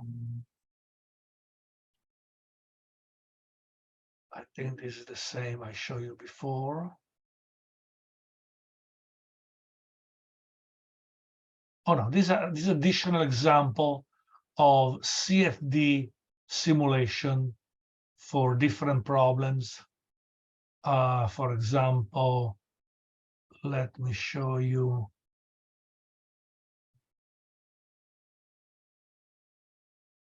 These are all the CFD software application for air conditioning, heating and air conditioning inside the building, aerodynamics, Formula One car, heat transfer, machinery, electronics cooling, very important. We have all these electronic compounds in our iPhone, and they produce heat. So you have to be sure that your system is designed in a way that the heat will be dissipated. So you may have some CFD simulation at the microscopic level to make sure that the ventilation is sufficient. Clean room for the construction of electronics materials. We need clean room, and we need to be sure that we have proper ventilation to clean up the room. So the number of industrial application is enormous. But the same equation also can be used to simulate plumes from stacks. Generally, we don't do that. We prefer to use simpler model like AirMod and CalPAF. But there are situations where CFD models based on the Navier-Stokes equation are quite useful. For example, dynamic plumerize. Not just the final plume height. So if we want really to calculate the dynamic plume rise in the first 5 minutes of the emission, we need some CFD Navier-Stokes equation model. Street canyon. Street canyon is a very important issue for several reasons. We care about human health in cities, but page 311. Page 311. We also care about terrorist act. So we had a lot of funding given by government agencies and Department of Defense to study what happens if there is a terrorist act, terrorist explosion in a city downtown like New York. And the complexity of the flow is enormous. Look at this picture. This is not a terrorist attack, of course, but it shows what a plume, for example, a radioactive plume, it shows how a radioactive plume may behave in case of an attack. So there is a lot of interest in being able to simulate plume diffusion in very complex conditions like a street canyon. So this is another situation where a CFD model may be useful. I think I have also a video. Yeah, I don't know how the video is showing through Zoom. I hope it is clear. But this is just an example of a simulation of a street canyon, very simplified, as you see. The buildings are simplified, the emission is simplified, but this gives you an idea of what the problem is, a very complex fluid dynamics behavior between buildings. And this is a case where we need a CFD model. Indoor modeling, again, very important this day. With COVID, we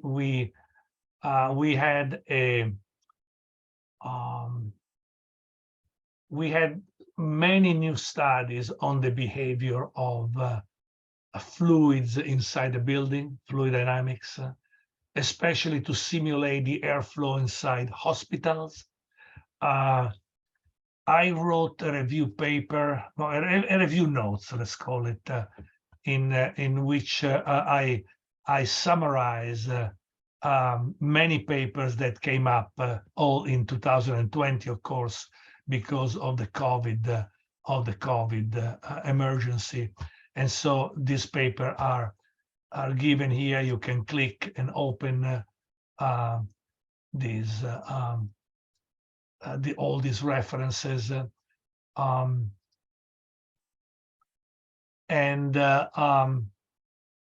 so there are many studies still going on, a lot of grants and support to scientists to do simulation indoor, especially to assess the COVID risk. This is a presentation I did in 2020 regarding COVID, and these are simulations not done by me, but done by other people in the literature, showing the airflow pattern inside a hospital, simulated by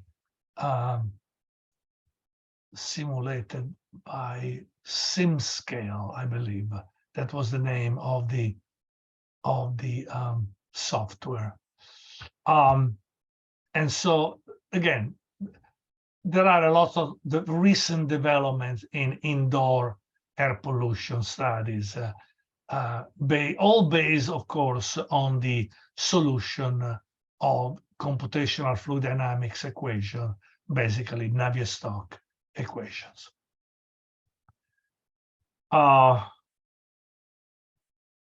Photochemical model, totally new subject, which I have about 20 minutes. No, we started at 7:10, so I have 10 minutes. So unless there are questions or comments, I can start my introduction to photochemical grid models.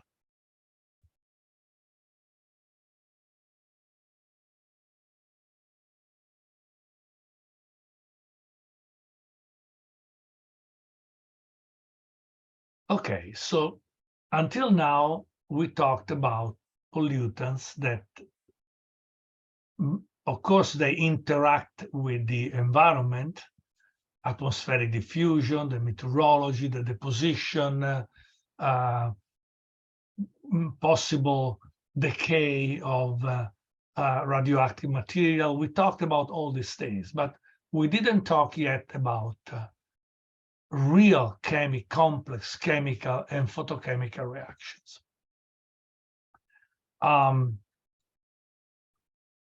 Photochemicals modeling, creating the photochemical smog, is a relatively new topic.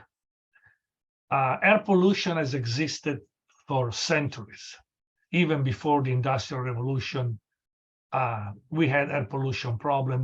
We can find laws and decrees and regulation about air pollution, even Roman times, 2,000 years ago, when they were trying to regulate some combustion facilities.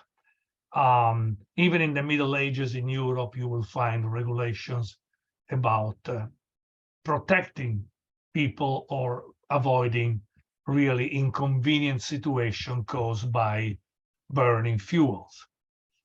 And then we have the explosion of the Industrial Revolution in the 19th century. And of course, England was the first to have a huge industrial revolution. So it's no surprise that the first big smog problem, the London smog, exploded in the 20th century, especially after World War II, with a big industrial revolution after World War II. We had the so-called London smog that killed thousands of people in the early 1950s. So the London smog is the typical smog that you have when you burn fuels. You burn dirty fuels that contain trace materials like sulfur, that when you burn coal with sulfur, of course, the sulfur will be released into the atmosphere and it will be combined with the oxygen of the atmosphere to produce SO2. That is the traditional air pollution which we have seen for centuries. Combustion of dirty fuels. Photochemical smog is a different beast. It was discovered for the first time in the 1940s in Los Angeles.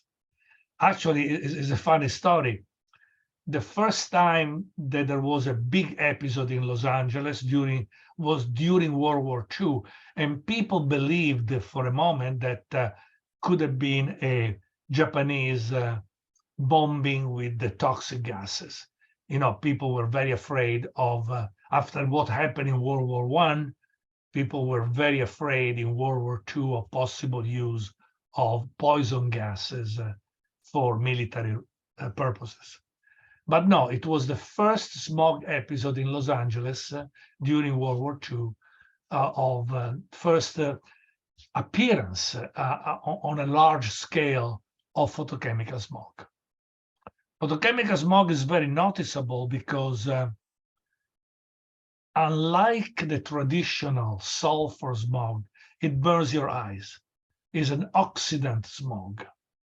So you have an immediate sensation of burning in your eyes. I have lived in Los Angeles in the 80s, for almost the entire 80s, and I remember the smog middle of the day when you leave the office to go to lunch. It was quite annoying. So it's a completely different type of smog, and let's see what we can say about this. Yeah, this is an example. This is a picture of Los Angeles in the 1950 and 60. People are leaving the office for lunch, and inside the office you have air conditioning, so more or less you are fine. The air conditioning is filtering most of the problem, but you go out and all of a sudden you have the impact with this fog, with this oxidizing fog.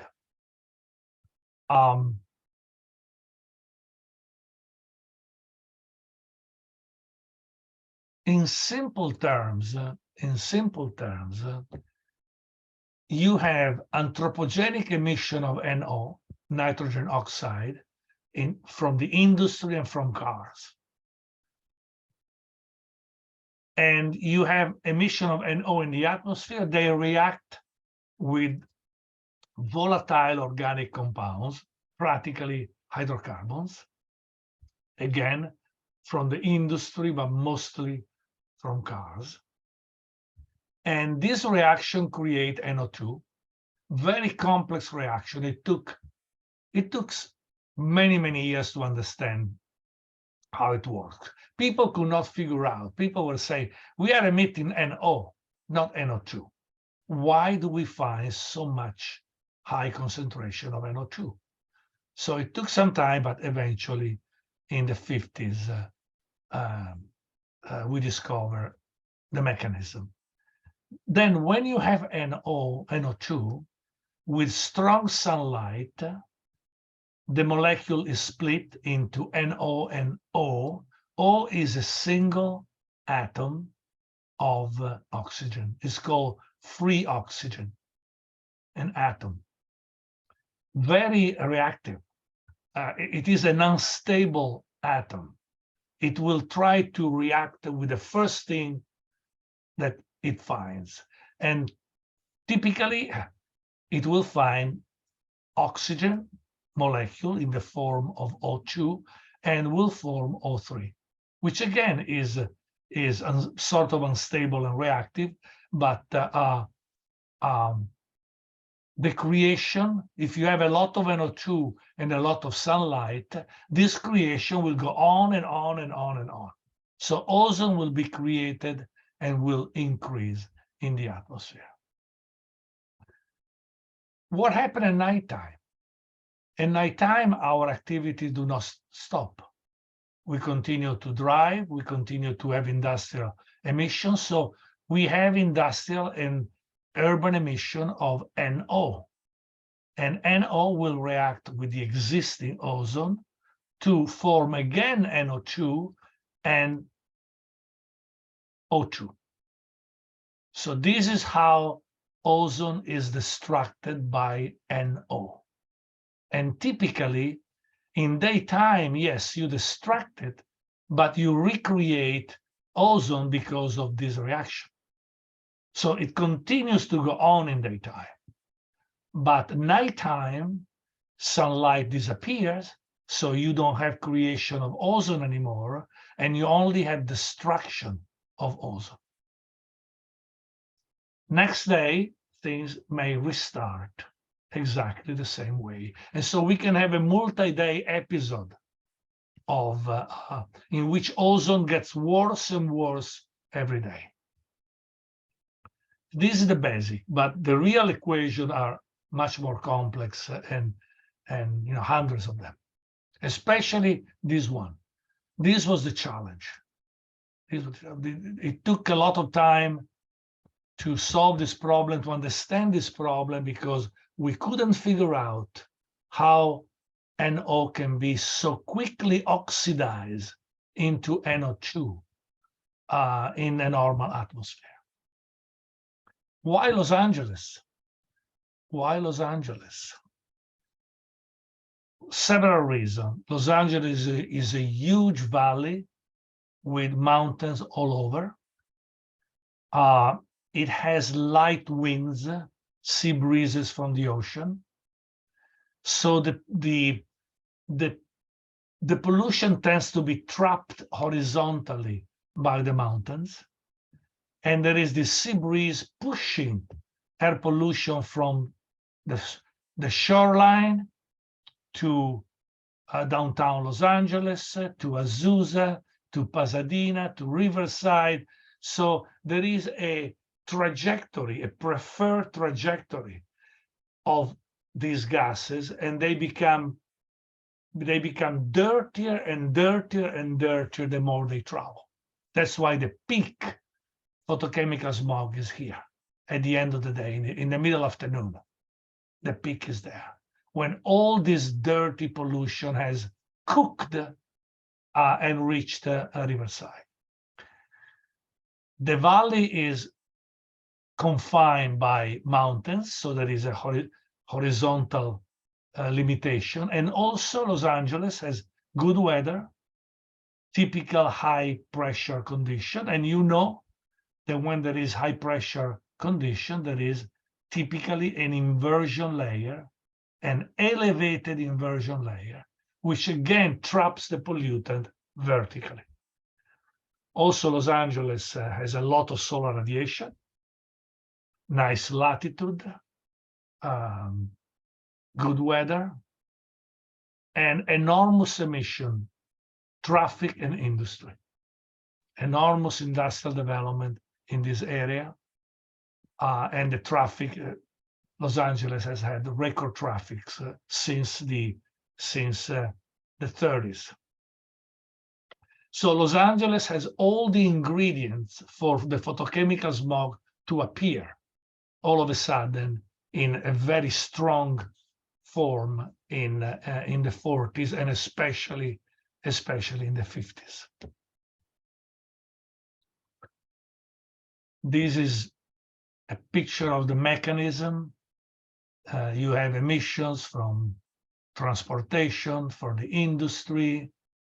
You have hydrocarbon from gas station, from car, because at the time many gasoline was left unburned. We didn't care very much about having an efficient burning of gasoline. So we have all the ingredients in Los Angeles for this phenomenon. Okay, 8:12.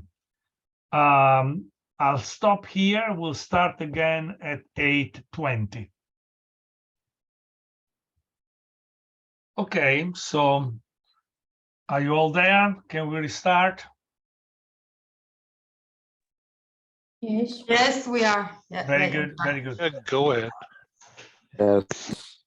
I'm a Okay. little worried about, I haven't heard many questions during the course so far. So either I am very, very good and everything is clear in spite of my accent, or maybe some of you are hesitating asking questions. So please feel free during the presentation or at the end. I really welcome some feedback and some questions. Indeed, I had some questions when you started this morning, Go but ahead. during the last 2 hours, you addressed them all. Okay. Very good, very good. Nice to hear that. So photochemical smog, this relatively recent problem that started in Los Angeles and then spread all over the world. First of all, why do we talk about ozone? Because ozone is a typical chemical that is produced by the photochemical smog, is a clear indicator. If you have high ozone measurement, it means that your area is affected by photochemical smog. But there are many, many other chemicals that are produced, PAN, aldehyde, and so on. There is a long list of chemicals produced by the photochemical smog, and disappearing most during the night and coming back the following day. Ozone is relatively easy to measure, so that's another reason why we always talked about ozone. But basically, in a nutshell, what's the problem here? The problem here that there are anthropogenic emission of precursors. We call them precursors. Anthropogenic emissions of NOx, nitrogen oxides, and VOC, volatile organic compounds, basically hydrocarbons. And these are anthropogenic emissions, but the results are other chemicals. So it's difficult to point the finger out and establish a responsibility because there are no emissions of ozone. So it's a complex scenario. And to improve this situation, you have, of course, you cannot change the sunlight. So the only thing that you can change is the emission of precursors, NOx and VOC. But it's not easy and it's not cheap. We are talking about enormous cost of emission control. And of course, much progress has been made from the 50s to the 80s when I was there. It was very bad when I was there in the 80s, but no comparison with the 50s. And now, if you go now to Los Angeles, actually, it's not bad. You still have exceedances of the air quality standards.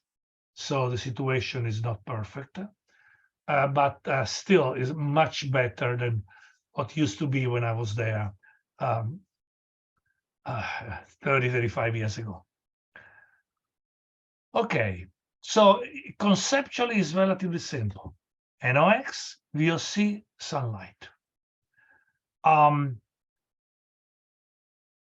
One complication is that the maximum from different chemical is reached at different times and different points. You remember I told you a typical daytime scenario is the sea breeze, then picking up pollutants from the traffic, from the industry, and then these pollutants are cooked by the solar radiation, photochemical reaction, on and on. By the end of the afternoon, when you reach Riverside, you have a very dirty plume full of photochemical smog. So we have different concentration of different chemical at different times, at different locations. In a schematic way, from sunrise to sunset, we have a peak of NO and VOC, because these are the anthropogenic emission, especially the traffic. People wake up in the morning, take the car, and go to the office. So you have emission from the traffic and also some industry that peaks in the immediately after sunrise. Then you have the first set of photochemical reaction creating NO2. So NO will go down and N2 will go up. And then NO2 will create ozone. So N2 go down and O3 ozone goes up. So this is the time variation schematically. But these peaks occur at different locations, because the worst is the ozone peak, the worst at Riverside in this area at the end of the day. So we have different impact at different time and different areas. So it's quite complex. You need a full three-dimensional model. You need to know the meteorology well. You need to run a meteorological model to have your wind speed, wind direction everywhere. You need a grid model to calculate everything, dispersion, transport, chemistry in all the points. And at the end of your simulation, At the end of your simulation, you have the result. Your results are for the chemical of interest and the locations of interest. You have isoplets or time series. After you run the model, all the results are saved, so you can extract anything you want. Certainly, you cannot do it in real time. This requires some post-processing days later or months later. These are examples of simulations. They're relatively recent, 20 years ago, when recent in the sense that year 2000 is not when air pollution used to be the worst. In fact, the maximum in red here is 125 ppb, which is high, but it's not that high. We used to have much, much higher values. And again, you see the worst is, I used to live in Pasadena during the 80s.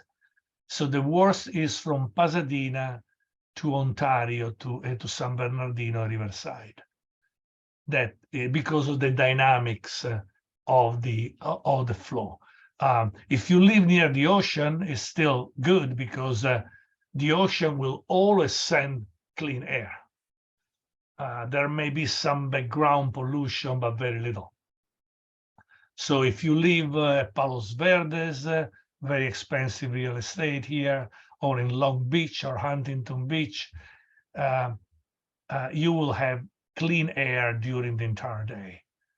But the moment you go inland, you can see the accumulation of pollution, in this case, ground level ozone, that you can measure at different locations.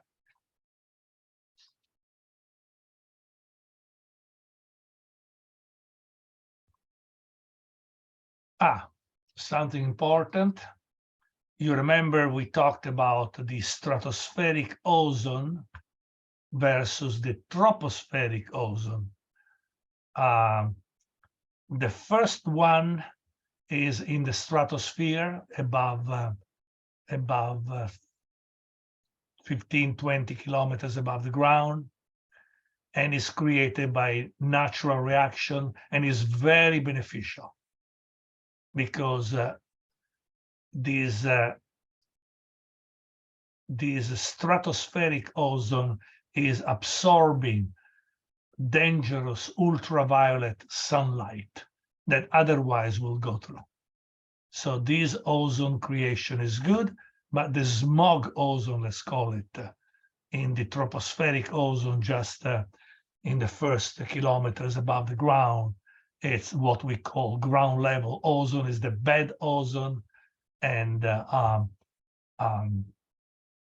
it's something that is an indicator of photochemical smog. So smog concentration versus altitude, this is a good figure showing the different impact of these two completely different phenomena. Okay. All right, I think we can close this one and move to, if you want really to know more about, in more detail about photochemical smog, there is here a presentation by Dr. Seigneur, who has kindly shared with me his slides. Dr. Christian Seigneur is a French scientist who has studied atmospheric chemistry and photochemistry for his entire life. And he wrote, a couple of years ago, he wrote a very nice book, including sections on photochemistry that are quite comprehensive and well done. So I'm not going to discuss this more complicated equation, but here, if you want to give a look, There is a difference, of course, between daytime chemistry and nighttime chemistry. I already explained this to you. Solar radiation is the key. In the stratosphere, let me say just a few important things. In the stratosphere, the ultraviolet solar radiation breaks the molecule of oxygen into 2 atoms, and then you have the formation of ozone, a very natural phenomenon. In the troposphere, instead, is NO2 that ultraviolet with the solar radiation breaks and create the atom of oxygen. 2 completely different phenomena, but they all produce ozone.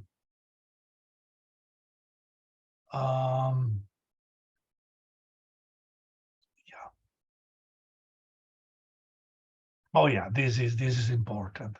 Professor Hagen-Smith, he is the guy who discovered the photochemical smog in 1952 in Los Angeles. At the beginning, nobody believed him because it was a strange theory that these NOx and VOC could produce ozone, but he published a paper. The paper was analyzed, criticized, and in the 50s, and by the end of the 50s, I think it was clear that his theory was correct.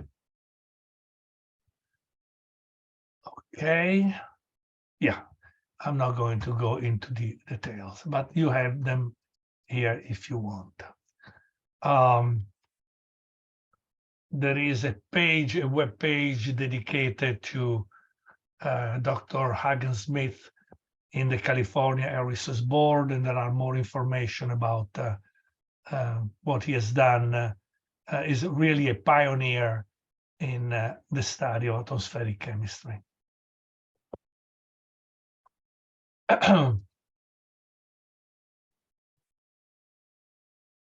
I already talked about this, but let me remind you how complicated and non-linear the situation is. These are isoplates of ozone showing the maximum yearly ozone that you may expect based on levels of NOx and VOC in your region. So depending on the ratio of VOC versus NOx emission, you may have completely different scenario. If you have a high ratio, like 15:1 in your area, you are in this area called NOx limited. And if you are not careful and you spend too much money just controlling VOC, your improvement, you have no improvement of ozone. If you start at 0.28 here, you will move to 0, more or less 0.28 here. Vice versa, if you have a low ratio like 4:1, and so your area, your city is in this region, and you only spend money to reduce NOx, you may move from 0.24 to 0.28. You increase the ozone in your area. Of course, you reduce NOx, but you increase ozone. So this gives you an idea, even with a simple model like the ECMA model, which we don't use anymore. This was developed in the 70s by Dodge, 1977. But I still use it because it's a very good depiction of the nonlinearity of the problem. You have to be careful. You may waste a lot of money in your action, in your investment to improve the ozone situation. So, okay, forget about the ECMA tool, a very simple one, 50 years ago. Now we have several photochemical models that are recommended by the EPA, and you find them in the usual SCRAM EPA website. There is the CMAC model, Community Multiscale Air Quality, CAMEX, which I recommend, REMSAD, UAM5, and UAM5. This is the oldest, has been updated, of course, is still used. Actually, it was a pioneering effort in the early 70s. So this was the first photochemical model. And they continue to improve it, they continue to update. They claim that is still the most used photochemical model around the world. I'm not sure about that, but that's what the developers say. My recommendation is CAMEX is the newest, I believe. And they are all difficult to use, but CAMEX seems to be manageable. Let's put it this way.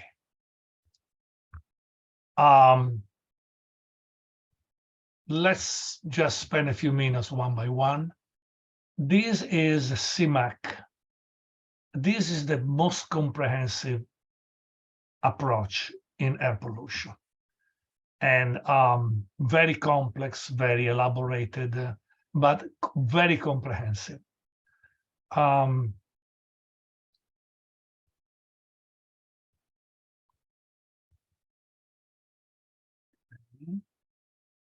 Where did it go? Here.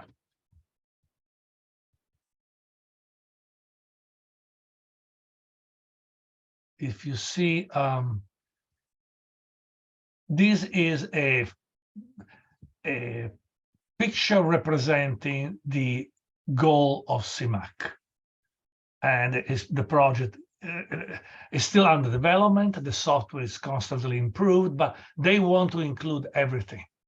They want to have a software that, of course, include photochemical smog, transport and diffusion of pollutants, but includes emission and phenomena from all the environmental, agricultural, wildland fires, wind-blown dust, emission from boats, emission from buses as car, wet deposition, dry deposition, aircraft, emission from aircraft, from agriculture. They want to be able to have a piece of software that is comprehensive and contain all the photochemistry, transport, diffusion, and chemistry, but also the entire environment. So it's a very ambitious project. They had a very large budgets from the EPA. They have enormous computer facilities, and they continue to make progress. The software is available, the current version, but that's not my recommendation. You may try if you want, of course, is your decision, but my recommendation for photochemistry is the CAMEX. CAMEX has been developed by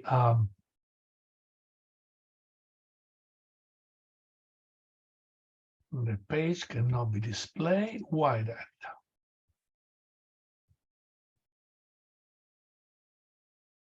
Let's try again. Okay. CAMEX has been developed. They changed the name. Rumble. Rumble purchased the original corporation, the original company that developed CAMEX. It was Science Incorporated, a name like that. But again, now everything is under Rumble. Rumble is a huge corporation with doing consulting work all over the world. So now they own CAMEX. The people who developed are still working for Rumble, of course. And the design, the software design, in my opinion, is the best, and is not as difficult to use as other models, but still is very difficult. So you will have to follow specific courses that are given by several groups on CAMEX to be able to learn how to use it, or you can try to look at the overview presentation and online library. You know, all these software are very well documented, but if you attend a course first, I think will be better for you. And you can download it. You have to register, I believe, but again, free download.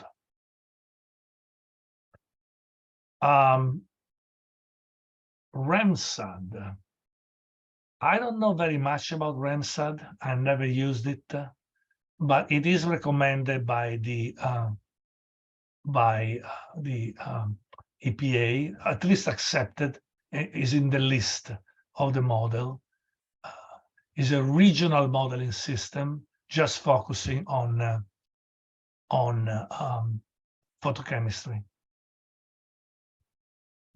And finally, UAM5, which is the oldest, and they say that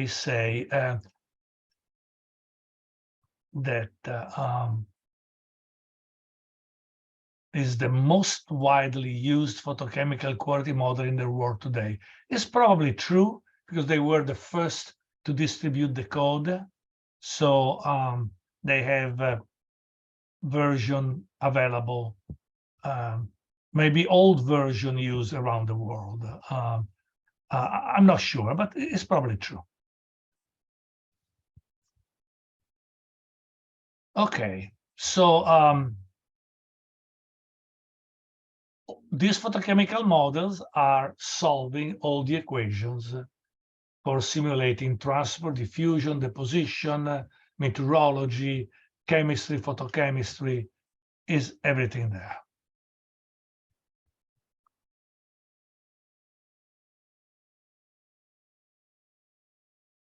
This is an overview, about 48 slides of CAMEX. And as you see, a typical application of CAMEX is on the continental scale. So it's not just simulating a region or a state. CAMEX is able to simulate the entire Northern America. And that's important because something that came up with the application of photochemical model is that the boundary condition can be very important. You know, most of the time when you apply a Gaussian model for SO2, you don't care about boundary condition. You run a model in Los Angeles for a SO2 source, and you don't care about possible SO2 coming from Nevada or from 100 miles away. For primary pollutants, generally,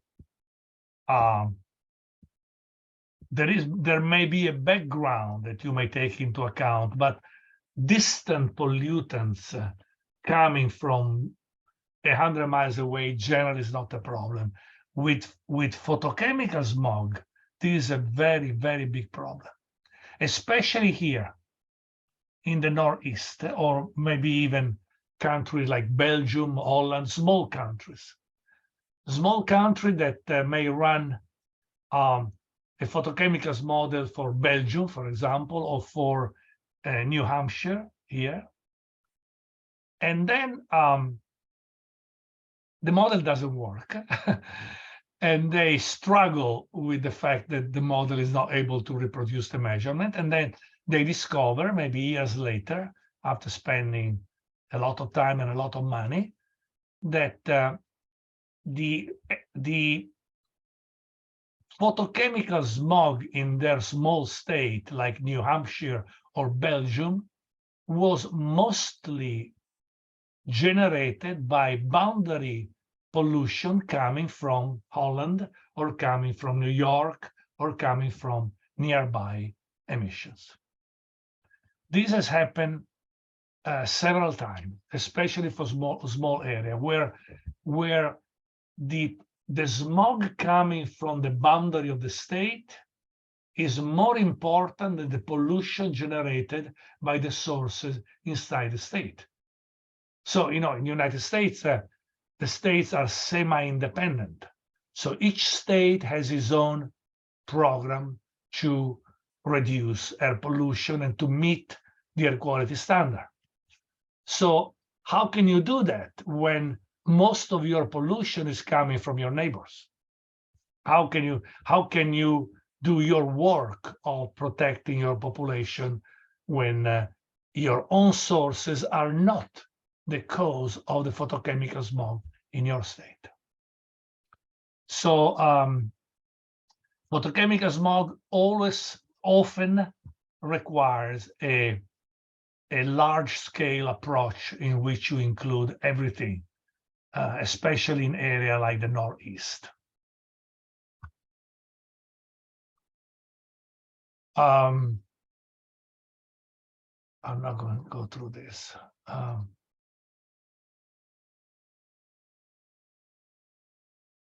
I already show you the most important one. Well, maybe I'll show you this one to show how complex CAMEX is. It has the emissions. You need an inventory of the emission at the state level or regional level or national level. In the Northeast, you may also need Canadian emissions if you want to do correct calculations in the Northeast. So you need a good inventory of emissions. The meteorology, typically you want to run WRF, WRF. This is today the most common meteorological model that people use. I use it all the time in my project. When I run CalPAF, first I run WRF, the meteorological model, and then I run CalPAF with the meteorology calculated by WRF. This is really the best way to run CalPAF. So meteorology, and then photochemical reactions, geographic information, land cover, all the information about your terrain and your surface, and finally, air quality measurements. When I ran my model and calculate the concentration of ozone, is not enough. I need to compare with available measurement to make sure that my model is correct. So I need air quality measurement to validate or at least test the accuracy and the performance of my model. So it's a CAMEX study is a very complex study. You need to know how the model works. You need to apply other models like WRF, or to buy WRF output already run by consulting company that they will sell you the WRF results. That's another approach to save you time. You pay a little bit of money, but you have already the meteorology recalculated by you, by some people that can run into CAMEX. Okay.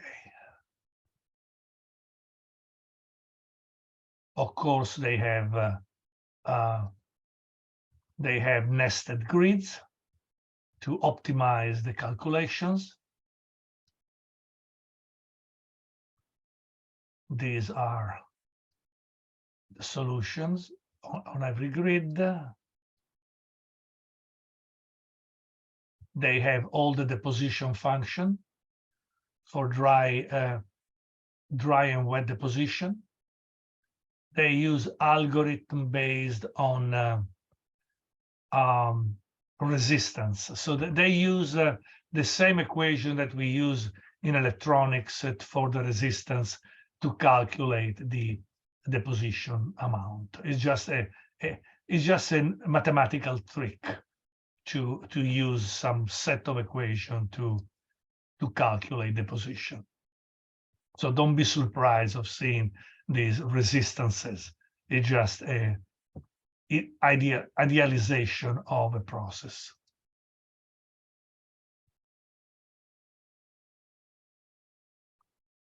Okay, so good luck if you have a photochemical study.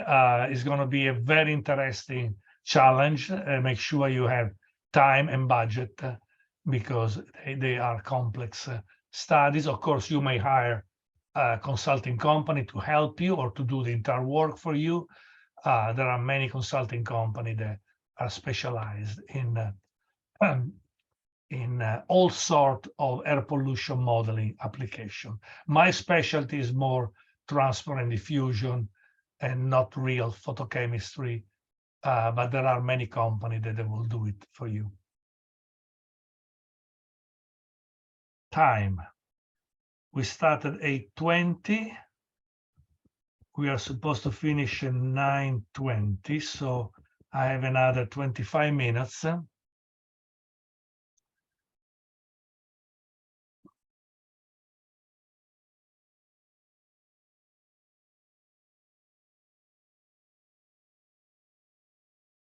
We can talk a little bit about dry and wet deposition. Again, models do all the work for you.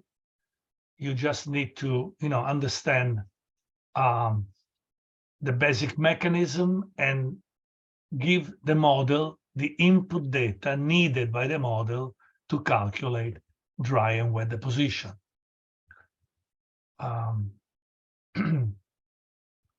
Deposition is the way the atmosphere cleans itself. Quite simple. Fortunately, pollutants do not accumulate. Eventually, they disappear. They disappear, but as you know, from the very beginning of science, I think it was Lavoisier, the French scientist, the first to establish that things do not disappear. They just move away, they transform. So the pollution will go in soil, in water, river, lakes, and will be transformed in other chemicals sometimes. All air pollution models have dry wet deposition formulation. Some formulas are simple, some other are complex. Let's just have an introduction to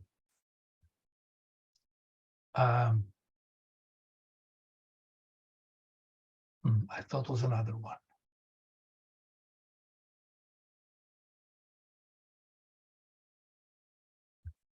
Okay, yeah, now we can use this one.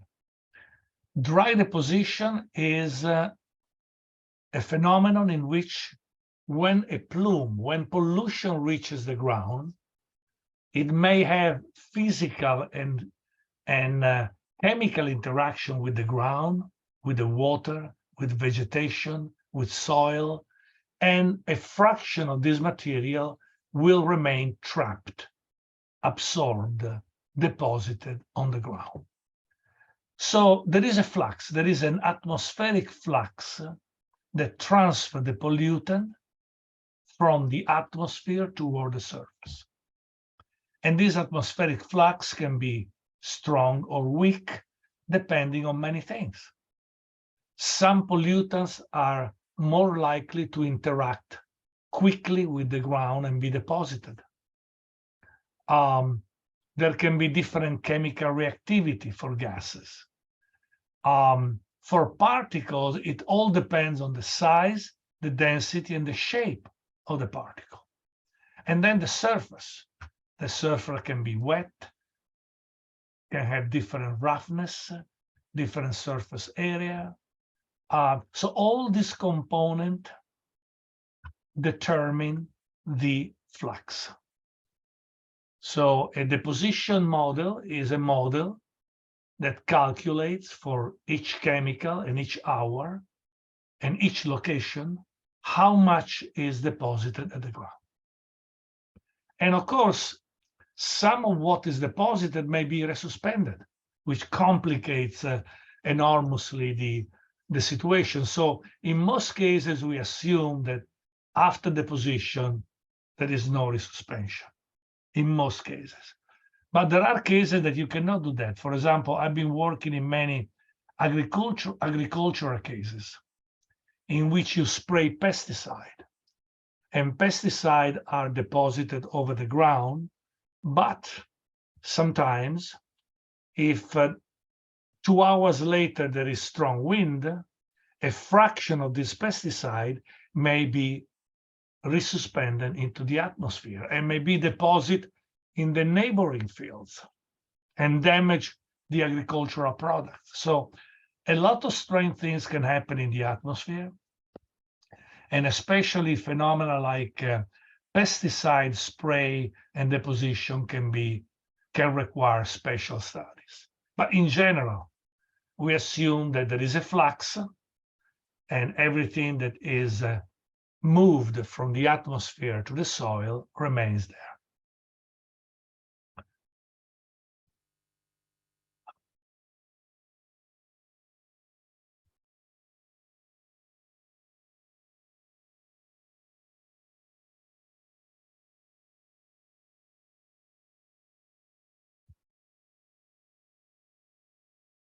As I told you already, the dry deposition process is often simulated by the so-called resistance approach.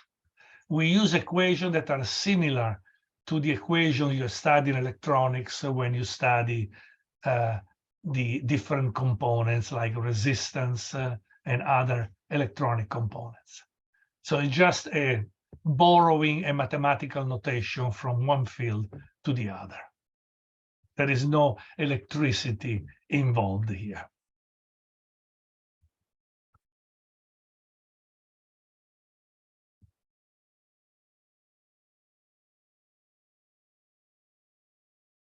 And then we have wet deposition that is completely different from dry deposition. Every time you have precipitation, rain, snow, hail, you have a fraction of the chemical in the atmosphere that are grabbed by rain and taken down to the ground. And this fraction depends on many things, depends on how much pollution you have, the size of the rain droplets, and the models will do this calculation for you. You just need to input the right amount, the right information, the precipitation data, the pollutants, if there are particles, the size of the particles. So with the proper input, the model will calculate hour by hour, location by location, how much pollution is removed from the atmosphere.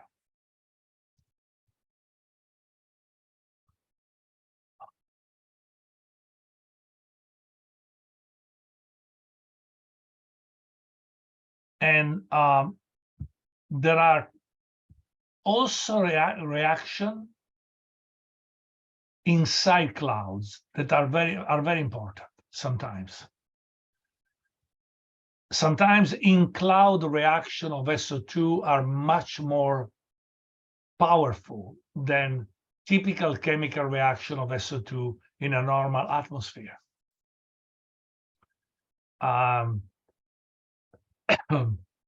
The oxidation of SO2 into sulfates, which is one of the most important phenomena for simulated acid rain and long-range transport of sulfates, this chemical reaction from gas SO2 to particle sulfates tend to be accelerated by reaction inside the clouds. There are many papers dealing with this, and models, sophisticated models, are able to take this into account if you have enough information about the clouds, of course, which is not easy, by the way. Our ignorance of the role of clouds at all levels, including the global, is very high, very high.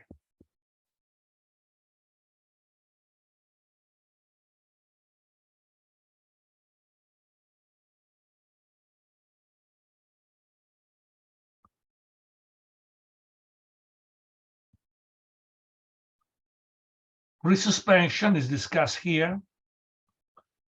In particular, a very important problem is the resuspension of particles by on-road traffic. You are near a highway, or you are near an industrial area, and you have emission of pollutant, gases, and particles.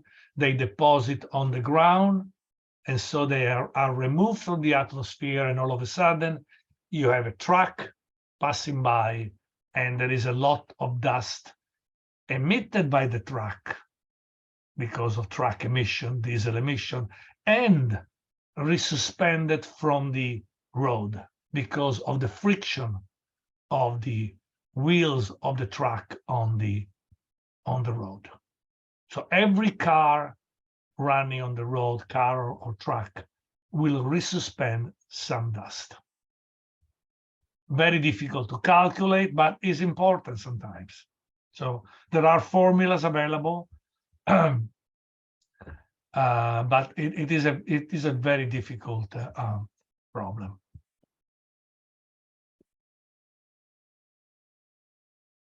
And sometimes it's critical. For example, if you live nearby a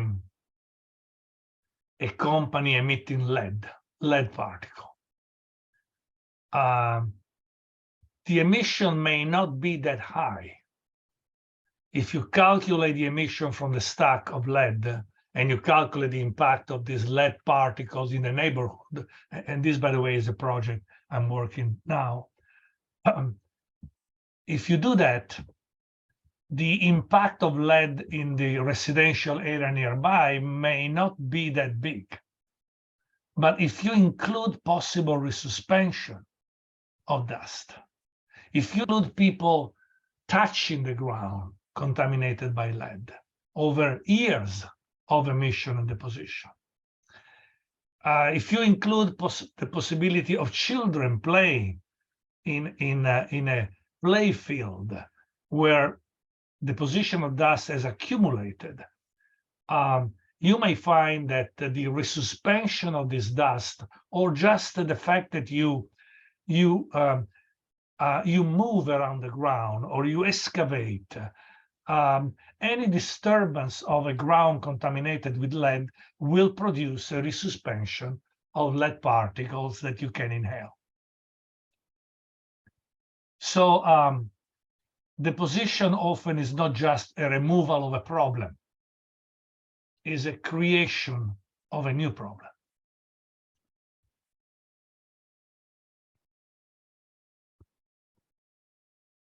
And of course, wind-blown dust, which is a big problem in certain states. I have worked for 2 years in Kuwait, in the Middle East, and I still remember the dust storm that were quite frequent. At that time, nobody was using masks.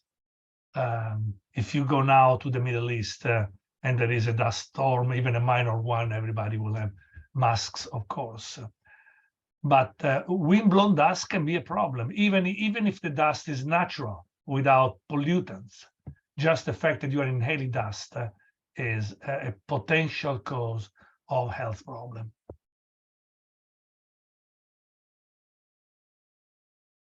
Okay.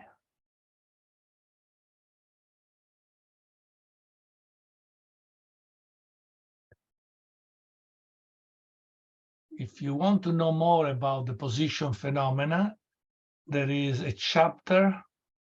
It's a 15-year-old, but I think is still very, very up to date. These issues have not changed very much in the last decade. And so you can examine, you don't have to really study, but just going through this material on your own may be useful. It's about 30 pages of summary of all the deposition phenomena in the atmosphere. Let's see if there is anything that needs to be presented as an introduction. Again, the resistance methodology, all the formulas, particulate deposition,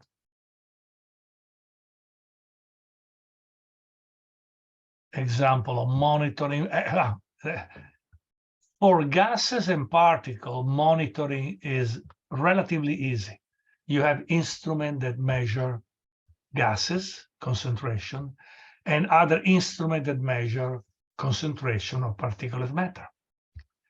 But sometimes you would like to measure deposition. Deposition is not that easy. It is possible. It is possible, but it's not that easy. And the uncertainty in deposition measurement are quite high. So here they talked in section 3.1 about monitoring program by EPA. But it's not easy.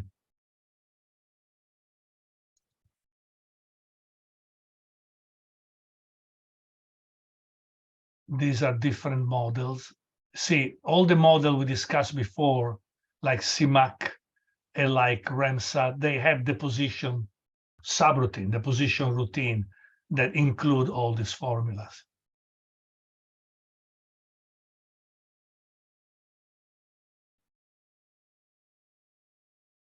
Okay.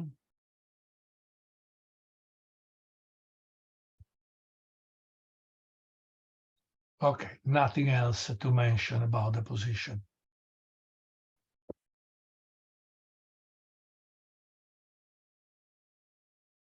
Okay, this is a totally new subject. So unless there are questions or comment, I can give you some very introductory discussion.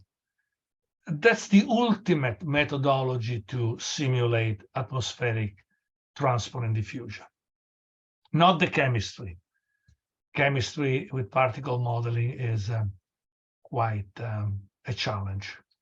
But if your problem is atmospheric diffusion, transport and diffusion, and deposition of a primary pollutant like SO2 or like lead particles,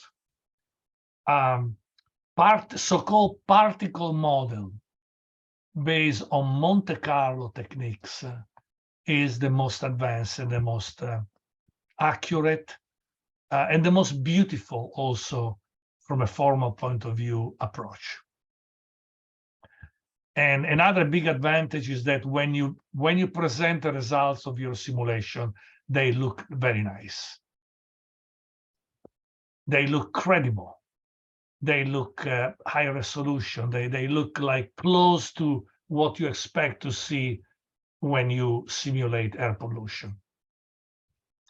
I work in many litigation projects, so I often end up presenting my results to a jury, to the judge, to a jury. So to use techniques that I am able to present well in a convincing way, in a way that the visual impact is positive, is very important. Very important. We want the jury to understand what we do is a big challenge.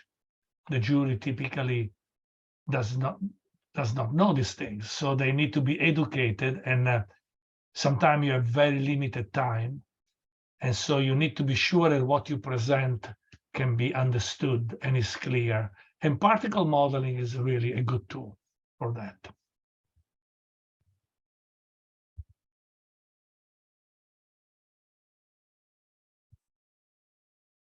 I think I can talk about this one and then we finished.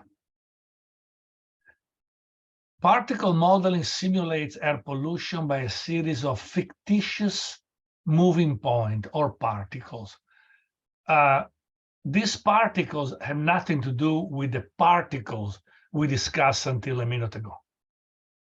These are simply tracers, simply fictitious moving points.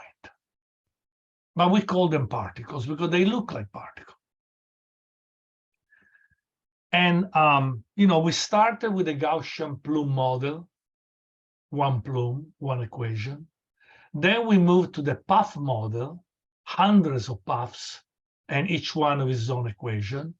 And now we move again to improve the resolution of our simulation to a series of thousands, maybe 100,000 fictitious particles. So this is a process that has been going on in science in the last decades. My first paper on particle modeling was in 1981, so I'm very proud to say that I've been a pioneer in using particle modeling in the last 40 years, before everybody else, or before most people. And again, they are very powerful method. The beauty is that how do you move the particle? The particles simulate pollution. So I need to move them according to the meteorology. So of course I need to move them according to wind speed and wind direction. Everybody understand that. If you want your cloud of 10,000 particles to simulate air pollution, they must move every second or every 5 seconds according to the wind speed and wind direction. But the beauty is that I can add a semi-random component, a semi-random wind component. What does it mean, semi-random? It means that I'm adding perturbations. I do a perturbation of the wind to add small components that are semi-random. And that's why they're called Monte Carlo, because of this semi-random component. I need somebody here in the audience to tell me why Monte Carlo is used as a term for semi-random wind components. Why Monte Carlo?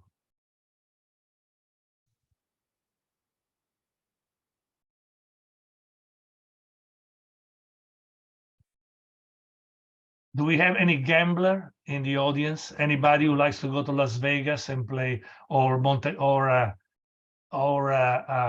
other places and play roulette or blackjack? No gamblers? Oh, okay. Not really. No gamble. Okay. Or if you are a gambler, you don't want to tell me that once a year maybe you go to Monte Carlo to gamble. What is gambling? When you play roulette, what does the roulette do? The roulette produces a sequence of random number. Mhm. So gambling has been always associated with the production of random events. And so the first people who developed this method, which were the people in Los Alamos who were working on the construction of the atomic bomb during World War II. These people were the first to think, if I generate random number, I can use this random number to solve problems that otherwise will be impossible to solve or very, very time consuming. This would happen during World War II. They were in a hurry to developing the atomic bomb, and they were trying to do calculations that were very complex. And one person, I forgot the name right now, I should have added, one person had this idea of including the generation of random number to facilitate complex calculations. So we still today, we call particle modeling with Monte Carlo because of this association with what is probably the most famous world location for gambling.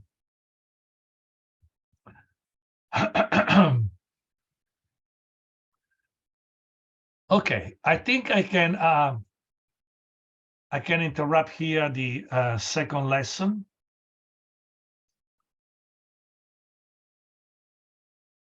No, actually, this is the third lesson. Okay, sorry. 9 to, yes.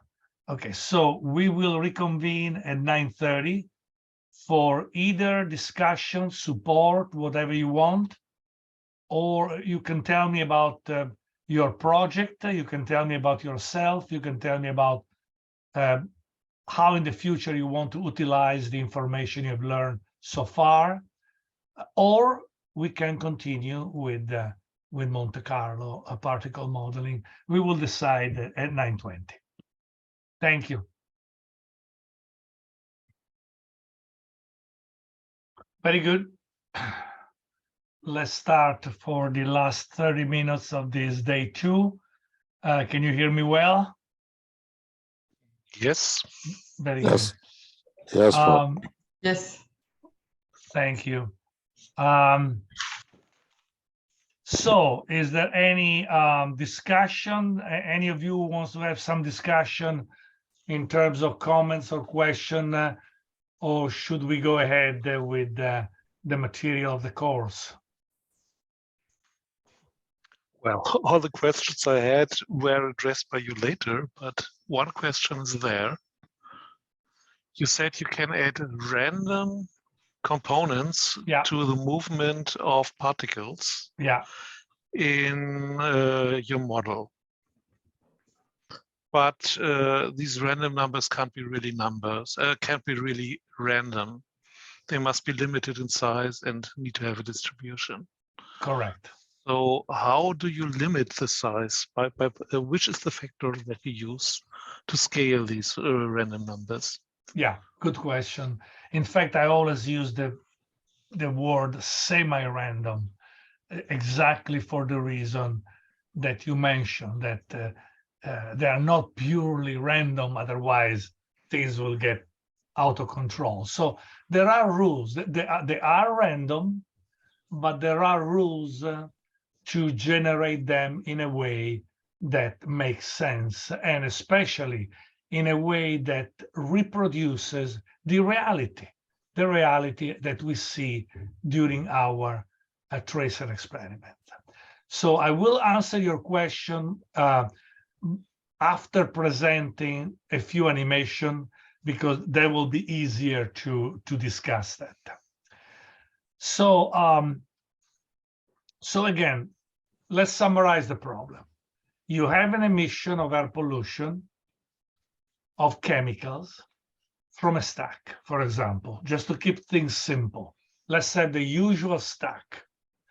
So pollution is generated from this stack.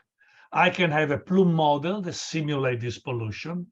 Plume model, very simple, one equation. I can have a series of puffs, again Gaussian, so I can have hundreds of puffs, each one with his own Gaussian equation, or I can have thousands of particles emitted from the stack and following the transport of the wind.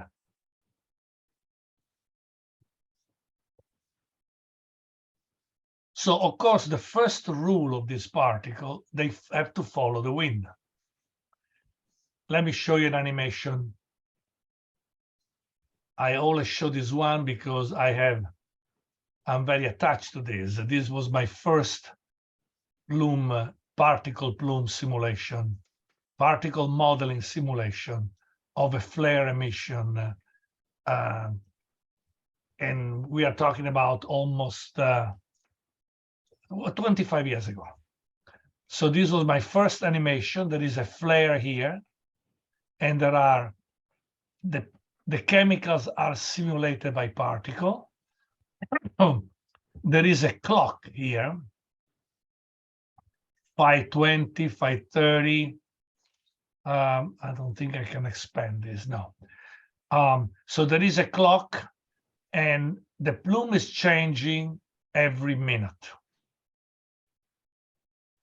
And the color you see are color-coded to represent the concentration. So blue are like very low level, green is about 100 micrograms per cubic meter of SO2, and red is almost 2000 micrograms per cubic meter. We are in Louisiana. This is the Mississippi River. And there is a flare here in a refinery. The wind is blowing typically from northeast, and so the plume is going typically southwest. The wind is changing every minute. And that's why the plume is moving, is changing direction in a very realistic way. This is, if you are on an airplane or with a drone and you take a picture of the plume, this is what you see, more or less. The physics is there. It's very realistic. I use probably about 5,000 particles, if I remember correctly. I want to go back to your question, but let me first show a second animation, much more recent. This was the first one. This was one of the first geographic information systems that were available, GIS. So everything was very preliminary, mid-90s. Today, of course, we have much better capabilities. This is one of the most recent plume animation that I've done of accidental releases. So again, there is a stack here. The plume will originate from here.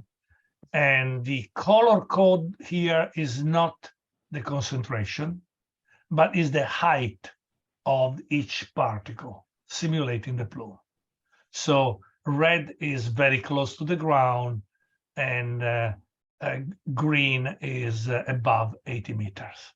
So let's the simulation run. Again, we have a date and a clock. So every minute, the wind is changing wind direction and wind speed every minute. So the plume is quite realistic. The emission has stopped here. The emission has stopped around 10 a.m. And so with the old particles continue to travel, but there is no more coming out from the stack. Okay. So I'll let this thing run.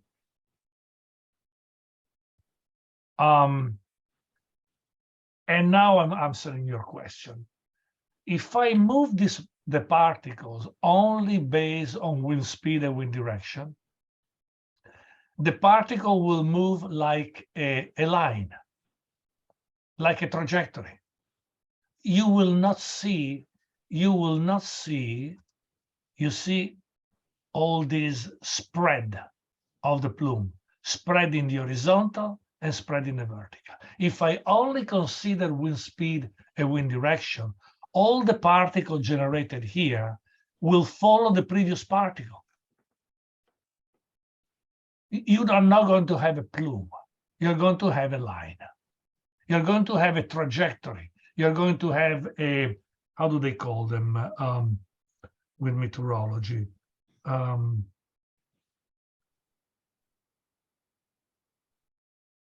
Okay, a trajectory. Only a curved line of a trajectory. So this is not realistic. We need to include semi-random component to simulate atmospheric diffusion. With the Gaussian model, we use sigma. Sigma, by definition, is the size of the plume. We need something here to do the same work that sigma does with the Gaussian model. Otherwise, the particle will not expand. So that's what the function of the semi-random wind component. They have to be generated in a way to replicate the expansion of the plume. So each particle at each time step will be moved according to the wind speed and wind direction, but also I will add a little perturbation a little random, semi-random component to have the plume to open up. Otherwise, it doesn't open up. So there are a set of equations, which I don't have here, but I can, maybe we can briefly discuss them tomorrow. There are different sets of equations that allow this calculation of semi-random wind component to duplicate what we see in nature, the opening up of the cone of the plume. I think I get the idea, yes. And these equations, of course, depend on atmospheric turbulence. The higher the turbulence in the atmosphere, the more intense are going to be these semi-random. For example, in daytime, with convective condition, with mixing, you are going to have strong semi-random component. At nighttime, with the narrow plume, you're going to have very small semi-random components. So there are functions that tell you how to generate these components based on atmospheric stability, based on the status of the atmosphere. I'll try to find something basic tomorrow to show you. This is an advanced method. As you can see by the animation, this is there is nothing with better resolution than this. There is nothing. You cannot obtain this animation with a Gaussian plume model. It's a steady state plume for an hour, doesn't move. You cannot obtain something nicer than the Gaussian plume model with the Gaussian path model. You can obtain something, but it's only with particle model that I can sit in front of a jury and tell them, this is my best reconstruction of the plume. And the jury may say, yeah, it's realistic. It's from a visual point of view, it's something that I can believe it makes sense. It makes sense. And I always make clear, these are not cartoons. These are not animated subject. This is not Disney. These are fully scientific reconstruction. I can justify the position of every particle and the movement of every particle every second. Everything is science-based. There is nothing left to artistic imagination here, except the choice of the color. You may say that. All the rest is absolute science based on precise equation that can be replicated, can be reproduced. You know, the golden rule of science is that results, whatever we present, result must be reproduced exactly by other scientists. Otherwise, it's not science. If I'm afraid of giving my result or disclosing my work or sending information on what I do to other scientists, that means that I'm not following the golden rule of science, that everything should be open, disclosed, clear, and reproducible. Okay.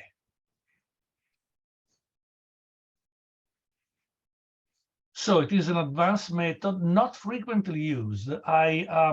One of the reasons is that government agencies do not include these methods in their guidelines, not even as alternative models. There are some models, but nobody uses really.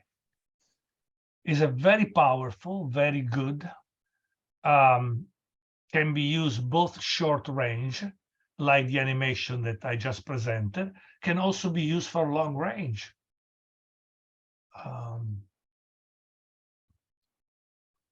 These are particle model simulation of volcanic plumes eruption on Jupiter. Very cute. Very cute. It can be used for air pollution at any level.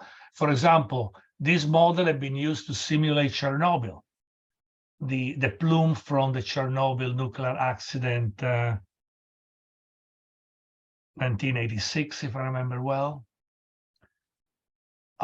showing the plume going first to Northern Europe and then going down to old Europe. So it is an advanced method. I think is excellent method for accidental releases. Again, Chernobyl, or again, this plume animation. All the plume animation I show you are accidental releases. That's one of my specialty for my consulting work, to work on accident, fires, chlorine releases, ammonia. That's really my specialty. Let's say one of my specialties. So I encourage you to use particle modeling, especially if you are dealing with accidents.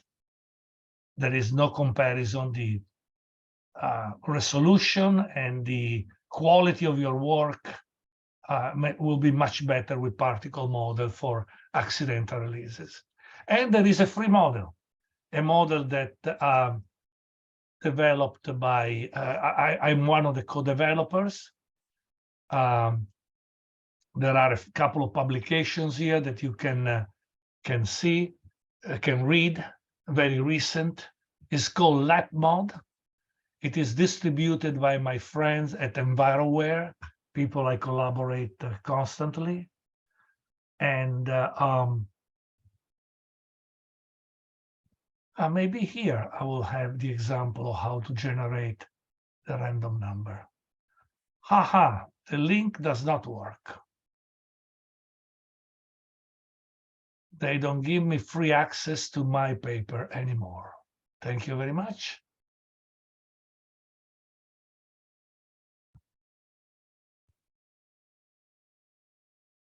Let's see the other one. Okay. Okay, so this paper.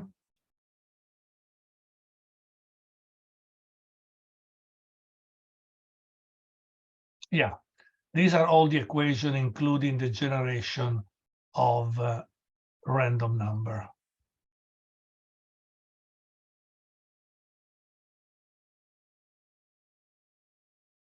I'll find something better, more clear.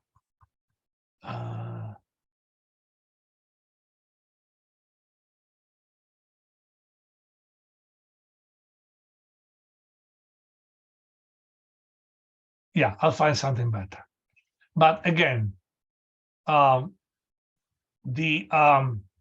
LabMod model has been developed, tested by several users, developed for several years. You can download the most recent version, March 22 here, and is in my opinion is the best particle model available, and it is comprehensive. You have the meteorology, you have the diffusion, and you have the visualization. Is quite comprehensive package. And you can run two meteorological models, one of the two, WRF or MM5, two similar meteorological models to run the meteorology. And then you run CalMet, and then you run LabMod. Okay, let's avoid the details. It's a model that is not that difficult to use, and in my opinion is the best particle model available. This is what generally I use for accident reconstruction, and it is free. It's free.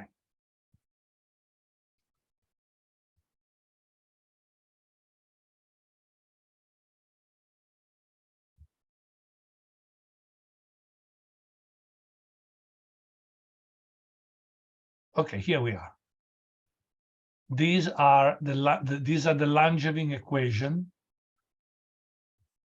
that includes these terms d epsilon, which is called the random forcing. So every time I move a particle, every time step, for example, every second, I move the particle with one component that is the actual wind, plus a second component, which is a random forcing, to give those perturbations to represent the atmospheric turbulence. And the terms Bj, A and B, the term A and B, depend on the local stability condition, which is exactly what I told you a minute ago. We know the turbulence condition of the atmosphere, the stability condition, and these terms A and B depend upon, they drive the creation of the wind vector, which include a fixed component and a semi-random component. All right, so the details are found here in this, the theory behind the model is fully described here. Okay.